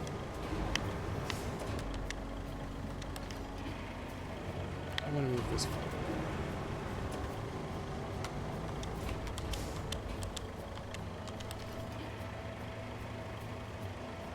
This is the part where if I had invested in bringing a dozer over, probably would have helped, but too late now.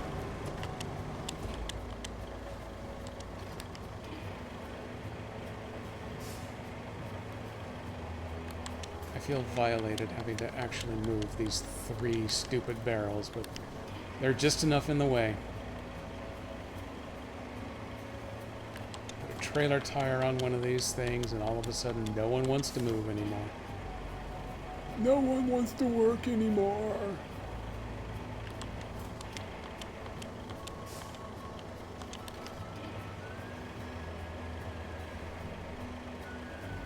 I'm going bowling. Got him.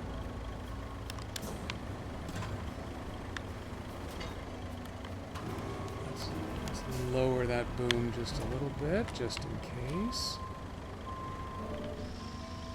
I can't directly back out because I crashed into too many things, but I can go this way. Hopefully. Oh, no. It won't, okay, never mind. It wants to open and we didn't see that coming, but luckily this truck has a winch, effectively.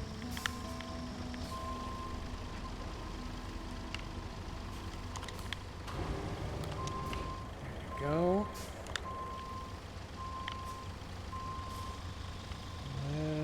Let's pull you forward. I haven't forgotten about those two steel beams.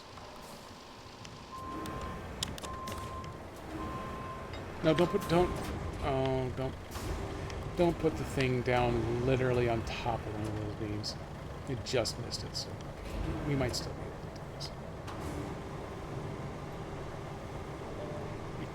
It kinda doesn't want to rotate, and I'm kinda trying to force the issue because I'm kind of bad.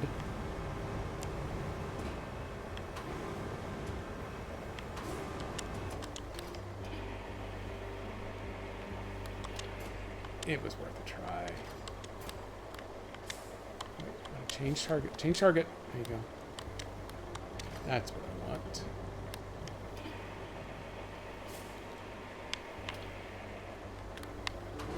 Can you at least pull? Can you pull it that way? There you go. Boing!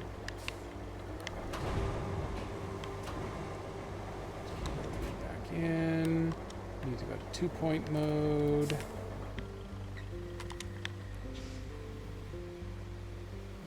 Bring you in. If I can set these three down side by side, then I can set one of the transformers just right on top of them.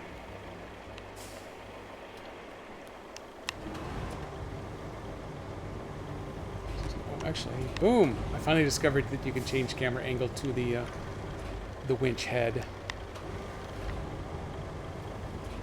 Can you break yourself up by parking on something and winching it up? You may joke. Don't think I haven't tried. What you can do is when you pour sand out of the back of the dump truck, it will raise your back end. You pour sand under your own tires and lift up. There have been a couple of strategic moments in my gameplay that have actually leveraged that. I use so many big words there. I feel like a professional now. Professional what?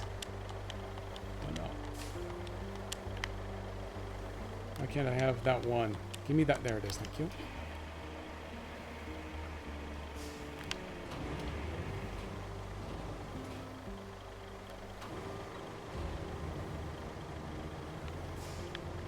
Look at that great big pipe shining blue, begging me to go recycle it somewhere. Okay, that's the three of those in place. No, that's right, you don't have a good horn. You're a crane, but you have a terrible horn. Change camera. If we're going to put this reserve equipment to good use, you'll want to deliver the backup transformers to the main power substation. Yeah, I know, that was already the plan. Kelly! Don't you tell me my business, woman. Just because you know my business way better than me doesn't mean you should be telling me what to do as my boss and my comptroller. I don't think I'm doing that right.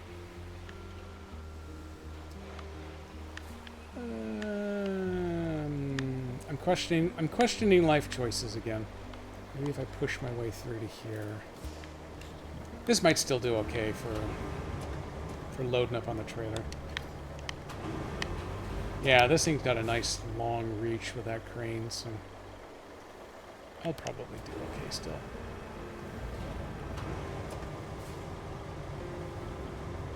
Come with me if you want to live, or be put to good use.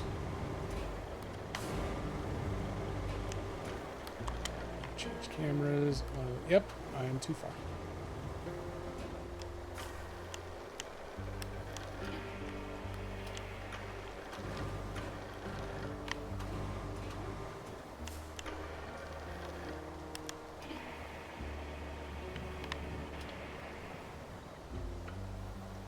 Come on, it's just one steel beam. It shouldn't be that bad.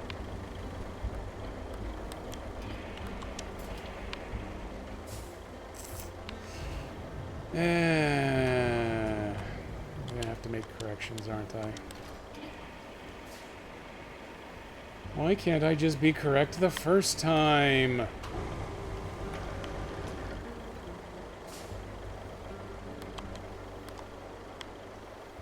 there we go. There's the straight down. Pivot a little bit.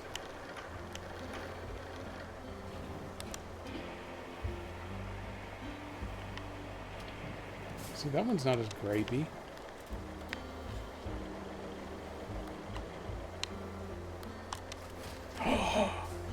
It doesn't matter that it's sitting in a terrible position. It wrapped. It's good. He shoots, he scores! Oh yeah, by the way, I also have to go do the any other movie bingo call. I've slowed down on the bingo calls. I think it's because Nico hasn't been antagonizing them quite as much. Let's see. Any other movie is down here. I'm going to call that one.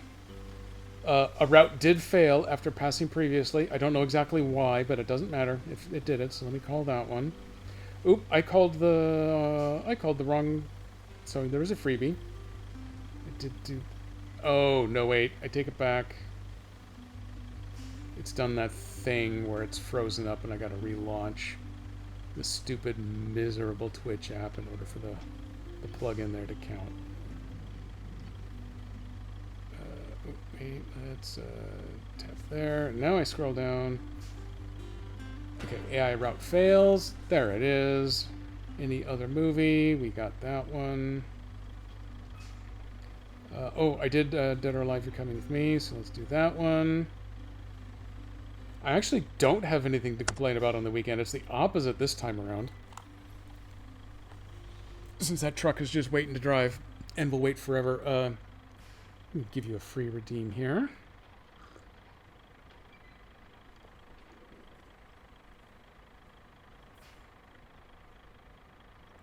Mentioned I wanted to switch to for faster load times, which is something like complaining. That one's borderline, but damn it, every time I try tapping it, this whole list scrolls for some reason. And now there's literally two sharing the same line. Maybe that's because of the vote going on. Okay, now they're undone. There we go. We're going to give you credit for the border this time. I was implicitly complaining about slow load times by rejoicing over fast load times. So the weekend's good. Nico blamed KDP, but I did not. No additional swearing, just the one that was worth it. I haven't seen Tonka in a while. I think he finally got he was really excited about having a really good interview for a job. I think he may have finally gotten it. Because I don't think I've even seen him on Discord lately. Oh, my second sword looks like it has gotten the vote there. Oh no, it got the random one. Hey, look at that. Old Bacon Face has come through with another victory. And honestly, I am excited to be able to hand out stuff. It's the same 3 or 4 people, and that's cool. It's fun engagement, and it's also the reward for being here so much. Hopefully you don't already have a Humble Bundle subscription, so you've just got a ton of these extra codes lying around. But if you do, this gives you an extra code to give away. Oh, hey, it's gone into attract mode. I've never sat there long enough with cargo loaded to actually let it do that before. I know, so many events all at the same time. So welcome back to the wheel. I thought about not drawing in real quick there. Let's give this bad boy a spin. Let's see where you go today. Oh, good. No overlaps yet. If you do have one, you get one respin if you don't want an extra copy. Nobody wants to die. That seems like a give me. Let us go. That one is actually one of the current month selections. And it is. It's a nice dark green, though. It's not quite Jedi Fleet green, but it's close. Lose yourself in the world of New York 2329, where immortality comes at a price that someone has to pay. Following a near-death experience, Detective James Kara takes Anne off the books case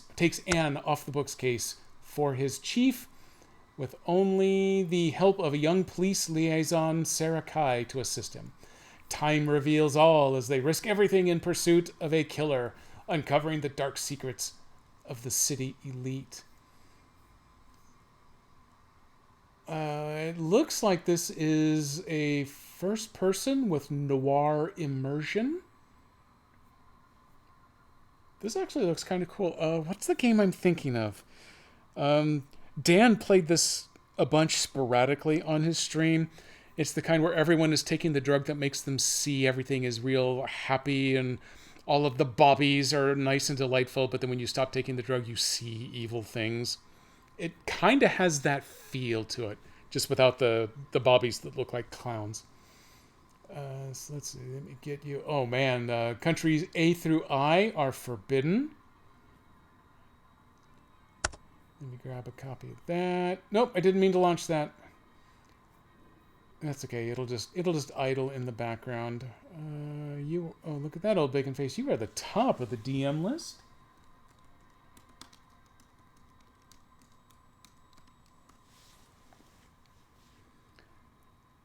A first-person sleuther. I think there's actually some legitimacy to that. There you go. DM has been sent. Congratulations on your victory. I need to go check the leaderboard after I have caught up on a couple extra messages. Nope, that covers them all. So I can shut down Discord over here. I can shut down my source of links. I can go remove that from the wheel. I can save it. It can blink. Boom! Wheel is updated and ready to go for Saturday. I'm going to remember to pop back over to this screen. It is now 5, but let me... Oh, hang on, wow, I accidentally launched Slack and it was assaulting me with all kinds of questions and things. Let me get a look at where Master Jedi is, because she wasn't going to leave until late. It looks like she has just left, so I think I may have time to drive this over to the other location we need to get to.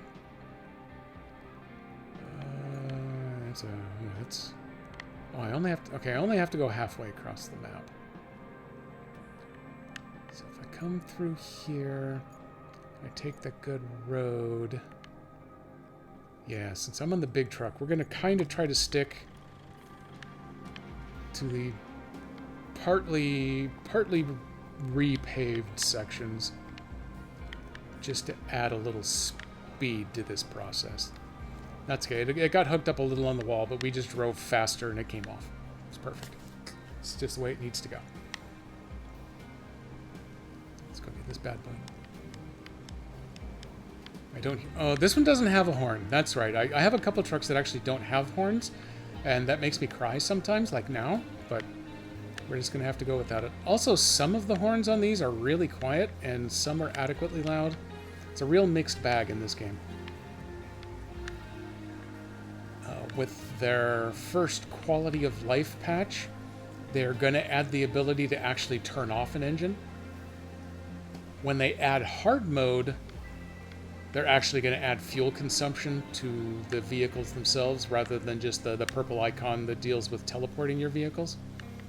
So you'll need to be able to turn your engine on and off at that point.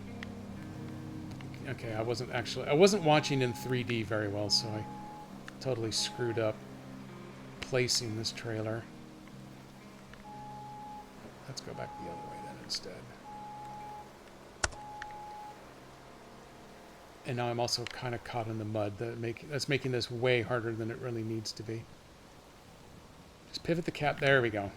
I can get the cab to pivot over, then we can back it up this way. I wish a little bit that I would tone it down with the oversteer, but it's what I got.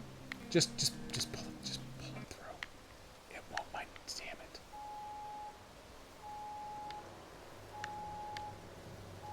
Nope, I didn't mean to steer that way. well, okay, I'm accidentally hung up on a different transformer, but it panned out because it let me pivot the whole cab a little easier.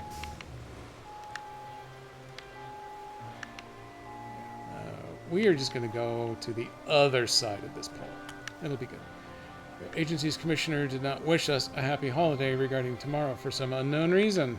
Yeah, because they're not allowed to anymore. Yeah, tomorrow is Master Jedi's giant bash. Oh, now I've mired this so badly in the mud. I actually got the Zix 605 stock. I should be embarrassed unless... No, diff lock is on. No, wait, I think we're moving. We're moving a little bit. I'll put it in low gear. The cab is moving a little bit. I'm gonna have to bring over the crane to drag my sorry ass out of this.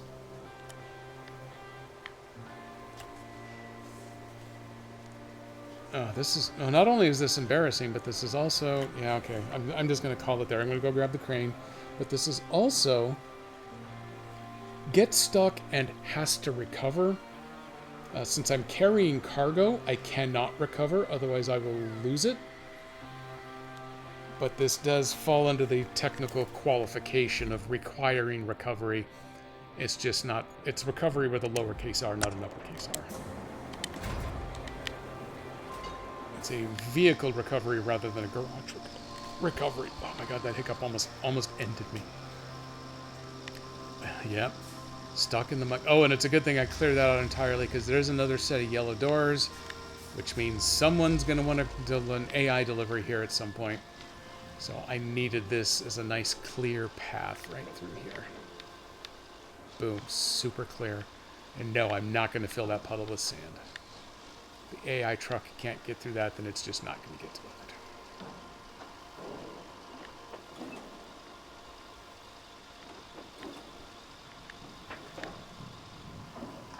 Nice is just a simple single hookup point to the back end of this trailer so I can just drag it the whole thing backward rather than trying to pick the entire thing up, which I think is something I did 2 streams ago. It wasn't as catastrophic as it should have been, but it didn't work.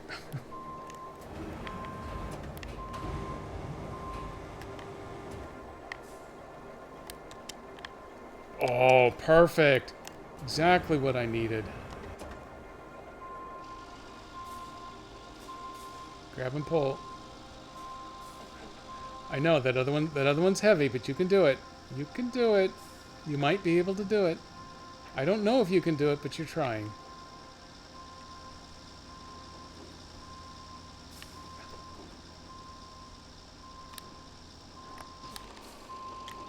Let's reel in.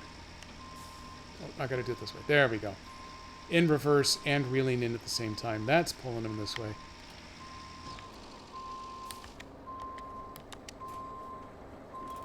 Oh, no, no, no, no. You're rolling back into the mud. You're rolling into the mud. Stop doing that. Stop rolling.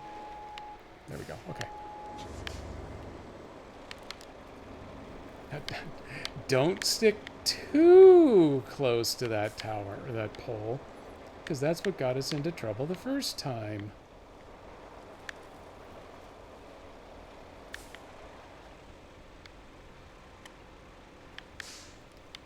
And I gotta watch out for the rocks and the trees and the things that live under the mud level. That one I can see a little rock right there.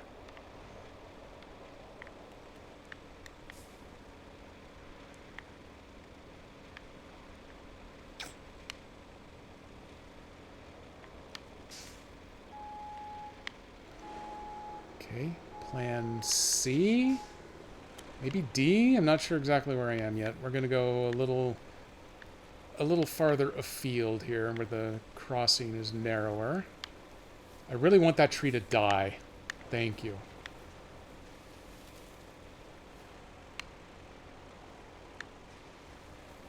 I'm gonna have to pull this thing out a long way if I get it mired back in here.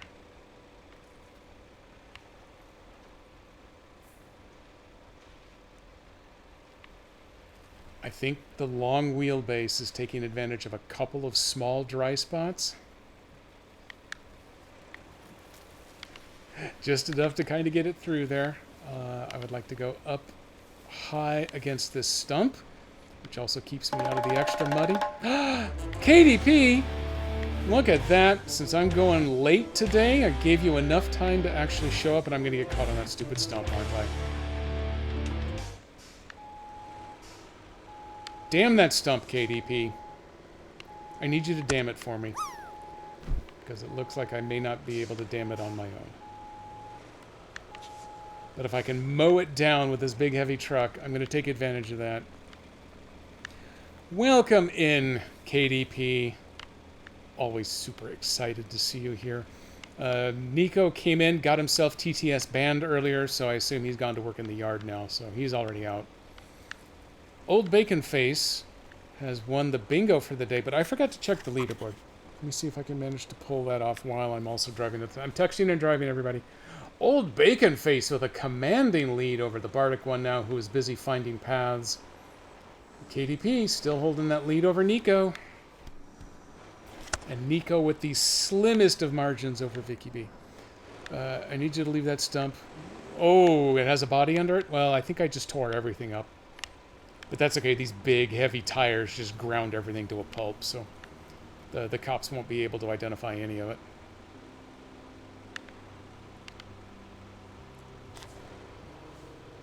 Hold on to your butt. Ad break. That's okay. I'm just driving along here. So Master Jedi is on her way most of the way home in a rideshare service, so I haven't had to leave yet. My goal here is to get these 2 transformers on this trailer delivered to the power substation, bring the power back online. It would be super awesome if that power coming online would then enable the concrete facility so I could start making concrete bridges. Though, as it turns out, the one place I thought it would be really convenient to build a concrete bridge, it didn't need it. The AI ran some decent trucks that made it through some real muck.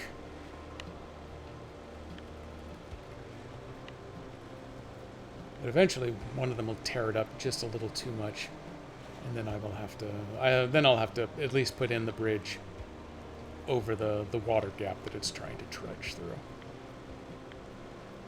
And I may, if I have to do that, then I will move the path that it's trying to take down the hill to go a little farther around the pit that one pre-torn up tree had left behind. Oh, hey, I'm actually going to get to take advantage of my pre-built road. And I've gotten into the habit of always checking my corners there, because there is an AI route that uses this road. And if I wait for him, then I won't screw up this path. Oh wait, there's the horn. Faster. There we go. And you can tell that this one is one of the prescribed paths because it's way too uniform.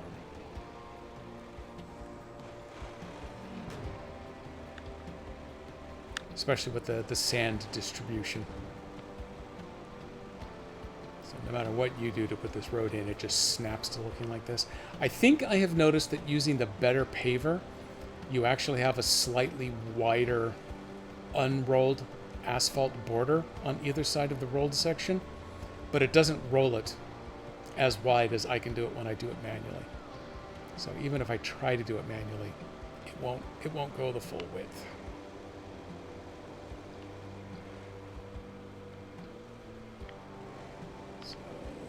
The convoy comes from there, so let me pull slightly out of its way so I can go check the map. So I want to come down here. That's the one wooden bridge that starts pre-built.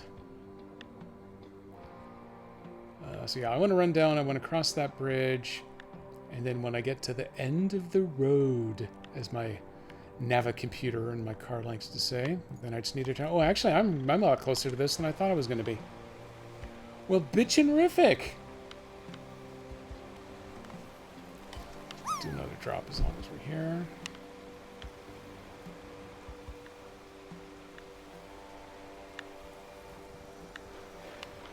Don't get too close to that.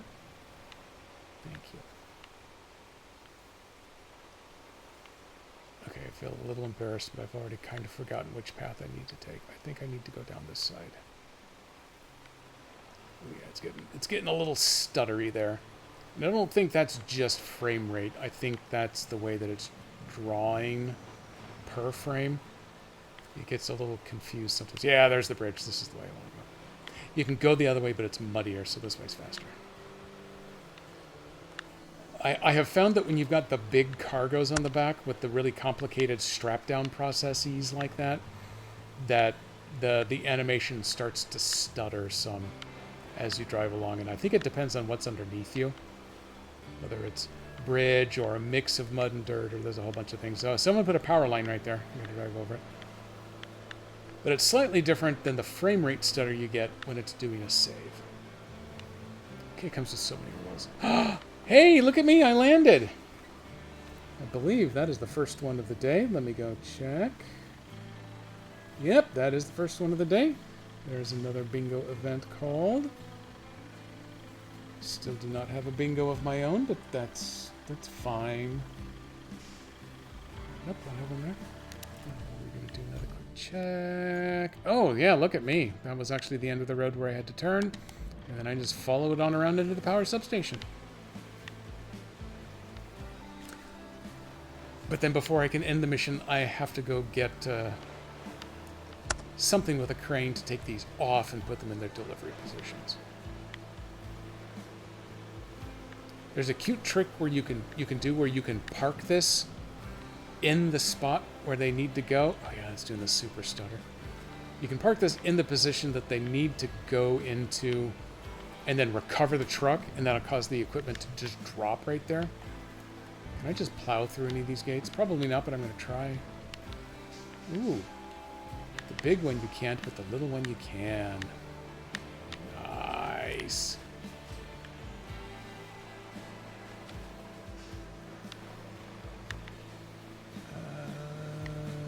What am I caught on?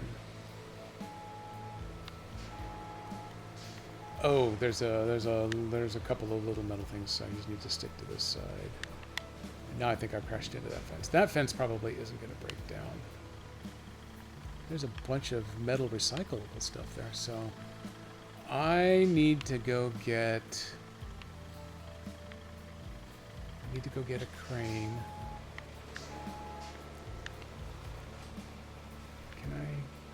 Can I just make this turn? Oh, it will just let me make this turn. Okay, this is good. I don't want to park in front of this building here because it's got a yellow door. This is where my surprise convoy can actually get to. Right there is what we want. I can get back into where these two need to go, and then I can bring in someone small like the mule and have him just do a quick lift up and over. Ow.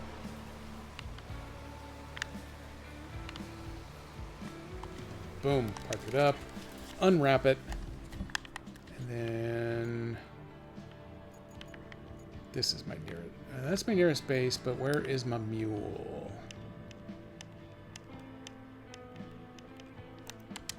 Mule sitting way out there. Oh, it was just hanging out anyway. So I'm gonna do that. We're gonna do a quick recovery. Back to the countryside base. Do we only get one start stream bingo vote per stream? There can be 2 in total, but each person can only start 1. I know one already ran, and I assume that was old Bacon Face. The random call, I think I have that one. That one may be limited to 1, might be 2. I'm not positive.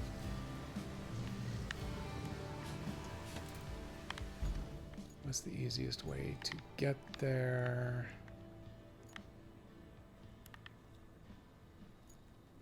If I can get up on this hill, can I climb up there? I haven't ever tried climbing up that way. But if I just go through town, I can get there this way. You've been able to start 2 votes, but had to wait 30 minutes or so?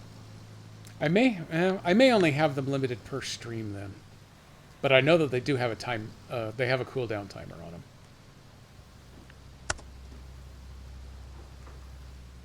Yes, the cooldown only shows on desktop. In much the same fashion that streaks are only accessible on desktop. They exist when you're watching on mobile, but you have no idea if you watch and wait until you start getting your points, your viewer points. Usually that's enough to indicate that the streak is counted. I have had a couple of instances on desktop where I've been able to actually watch it, where I will get my 10 or 12 points, depending whether I'm subbed or not, very quickly into the stream, but the count for the actual streak doesn't hit until a little bit farther in. Oh, I gotta go to the other side. But waiting until you see the plus 300 or plus 450 pop up on mobile is really the only way that you can be sure that you got a streak counted. And if it happens that you have been reset, so you were working on streak 1 again, the best you can do is wait until you see your first plus 10/12, and then assume that that was good enough. And then you got to wait until you hit streak. Well, streak 2, I think, is when you get plus 200, plus 300. And then it's streak 3 or 4 when you finally max out at the 450. I'm not a huge fan of the mobile app. A lot of times I find myself wishing I could just watch it in my browser, like I do normally. But on my phone in particular, if you try to watch it in the browser, it will not let you. You have to watch it in the app. I hate that. It makes me mad. Am I stuck? Yeah, okay, there's more. There's wood sitting there. Also, this is... Oh my god, this is more really bad mud!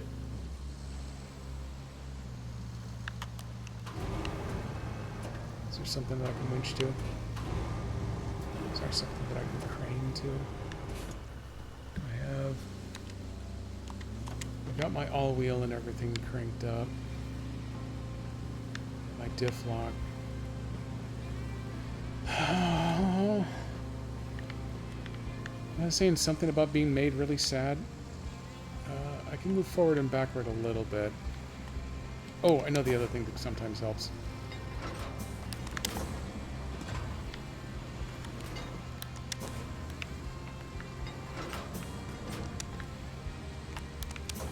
Kind of hopscotch it a little bit.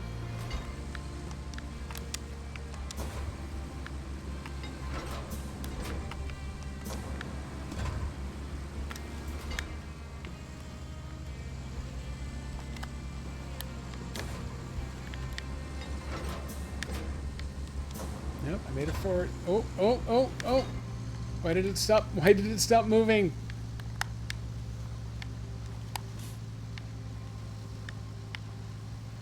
I'm not positive if it just stopped animating it there or if it actually stopped the wheels from moving.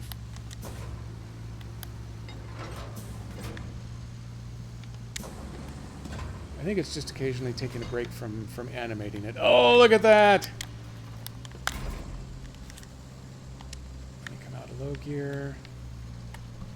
Okay, this time I did accidentally turn off the all-wheel drive and the diff lock. Trying to hit all those buttons simultaneously to make it do things. Victory recovery! I feel like that should have been worth something. It's not, but would it have been faster for me to recover back to the garage and then just drive here again? I don't want to say yes because I would feel bad. Shut up, R2. You wouldn't know. Did it save the game? You have to tell me. If it saved the game, then that is fully warranted. If it didn't, then god damn it, Nico. It's so nice to have a scapegoat, a handy scapegoat for all of this stuff. Look at me. I'm gonna take a shortcut. If I can turn, and if I can not oversteer. There we go. Also, crash.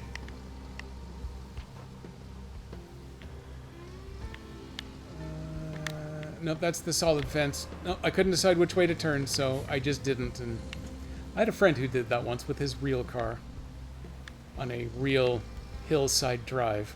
He came to a Y intersection. He wasn't sure which way he wanted to go.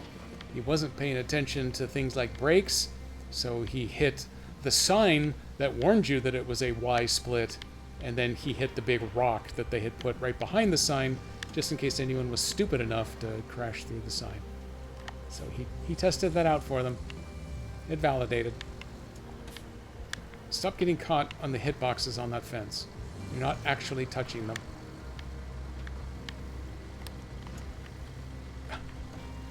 Okay, this is awkward, but maybe that will actually end up working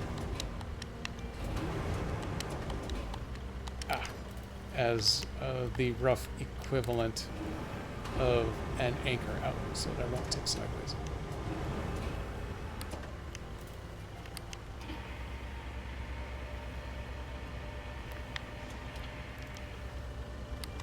Nope, I'm gonna have to put the anchors out.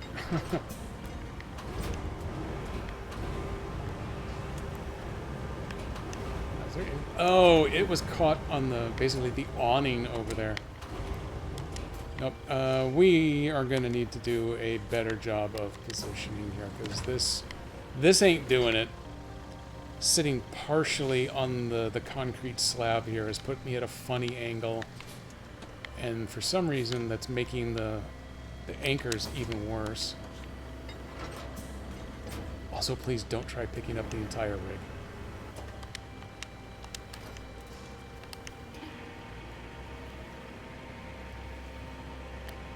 I know you can pick these up, because I have used the mule here to move them before. What the hell is going on with this crane control?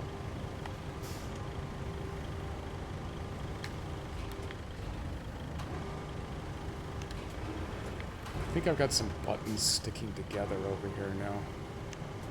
This controller may be on its last legs. Tactical nuke incoming! And I wish. 2 minutes. There we go. One delivered. 2 minutes may be all we need here. Shouldn't need that much, but be that as it may. Could you do me the favor and not drop the beams onto the floor? Also, yeah, okay, it's having trouble registering my shoulder buttons. Objective complete. I need more fireworks. Oh, I'm sorry, Kelly. You managed that before my third coffee. So is that... Yeah, okay, wow. I'm caught up on side objectives again. So we got just the mains. Don't touch any of that yet. I think what I want to do, because I've got a couple minutes. Oh man, damn it! I hit the wrong button earlier. I was gonna clip my massive mud victory, and I accidentally hit a raid button instead. I didn't tell it anything about such a raid, so it's not actually doing it. But I went to the wrong interface because that's how I roll.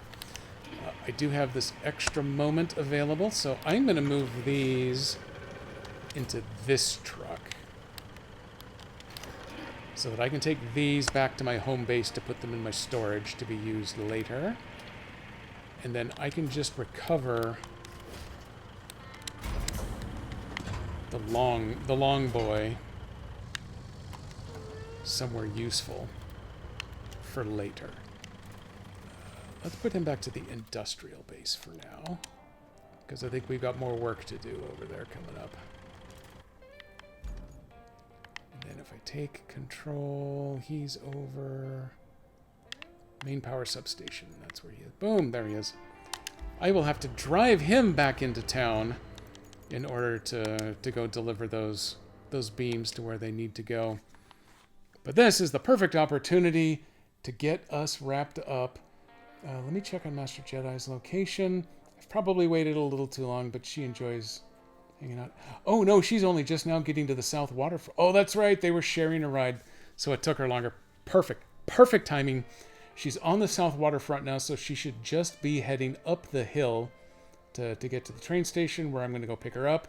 It should almost take us each the same amount of time. The application has stopped working. Wait, what? There you go, Nico. Provide a description. Pick one of these two fingers. That's my description.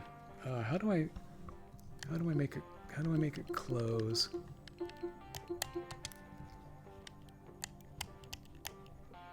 That's... One of us has made a gross error. That is very, very true. There is no error here. You saw nothing. We have come to the successful completion of said game for today. Thank God it has autosave because I don't know what's happened here.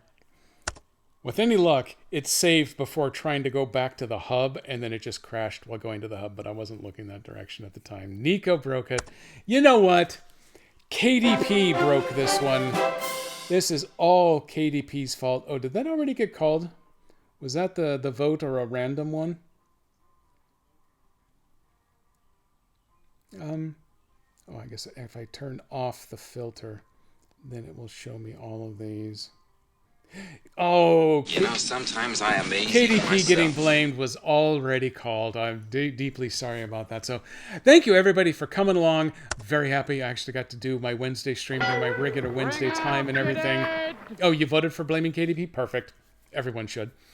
Let's see. This Saturday, Sea of Saturdays should be on in its regular time frame. We'll end with our raid into our good buddy Dan Servo. He and Jason Bowman are going back to the Minecraft again. Maybe someday they'll complete the task they set out for themselves, but who cares? It's just watching and listening to them bicker like a couple of old married wives is hilarious. If they get to the Ender Dragon or whatever the hell they're doing, fine, great, whatever, who cares? So that is on. Next Wednesday should be good to go as well. The Saturday after that is a question mark. It depends on when we leave. I think I may still be here that Saturday. So I think the next handful of streams should be timed out well. I probably will not have the opportunity to do any bonus streams, but I would like to if I could. We'll see when we get there. I want to put Cyberpunk on the list of things to stream extra. I want to do a 2-point once they put the next DLC out, but that's probably a couple of months out. Oh, you forgot something. Oh yeah, you forgot you were TTS banned. Luckily, it will tell you every time until Jedi gets reset and forgets how horrible you are, and then you're free again. Or I may give you a little longer leash next time, maybe. I don't know. Who knows?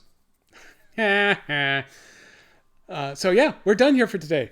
I am going to go pick up Master Jedi. We're going to see if maybe we can get something fun for dinner, or maybe not. Maybe we'll have whatever we have around the house. I don't know. Maybe I can give you a report on that later. But Saturday, we are going back to the Sea of Stars. There's more of that miserable thing. Burgerville. I haven't done the check for today. We are going to go look. Nope, fried pickles is still the seasonal today.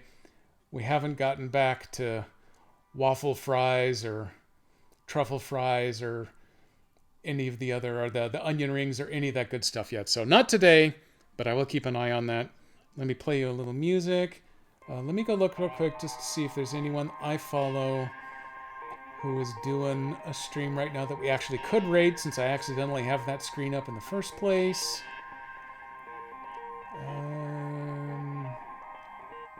That's a lot of people. I don't strictly know most of them so far. Nope, I'm going to call that a great big nobody today, so we're just going to end it, and I'll see you all again on Saturday, sometime. I'm making up times. Don't listen to me. Help me. Bye. That's awful.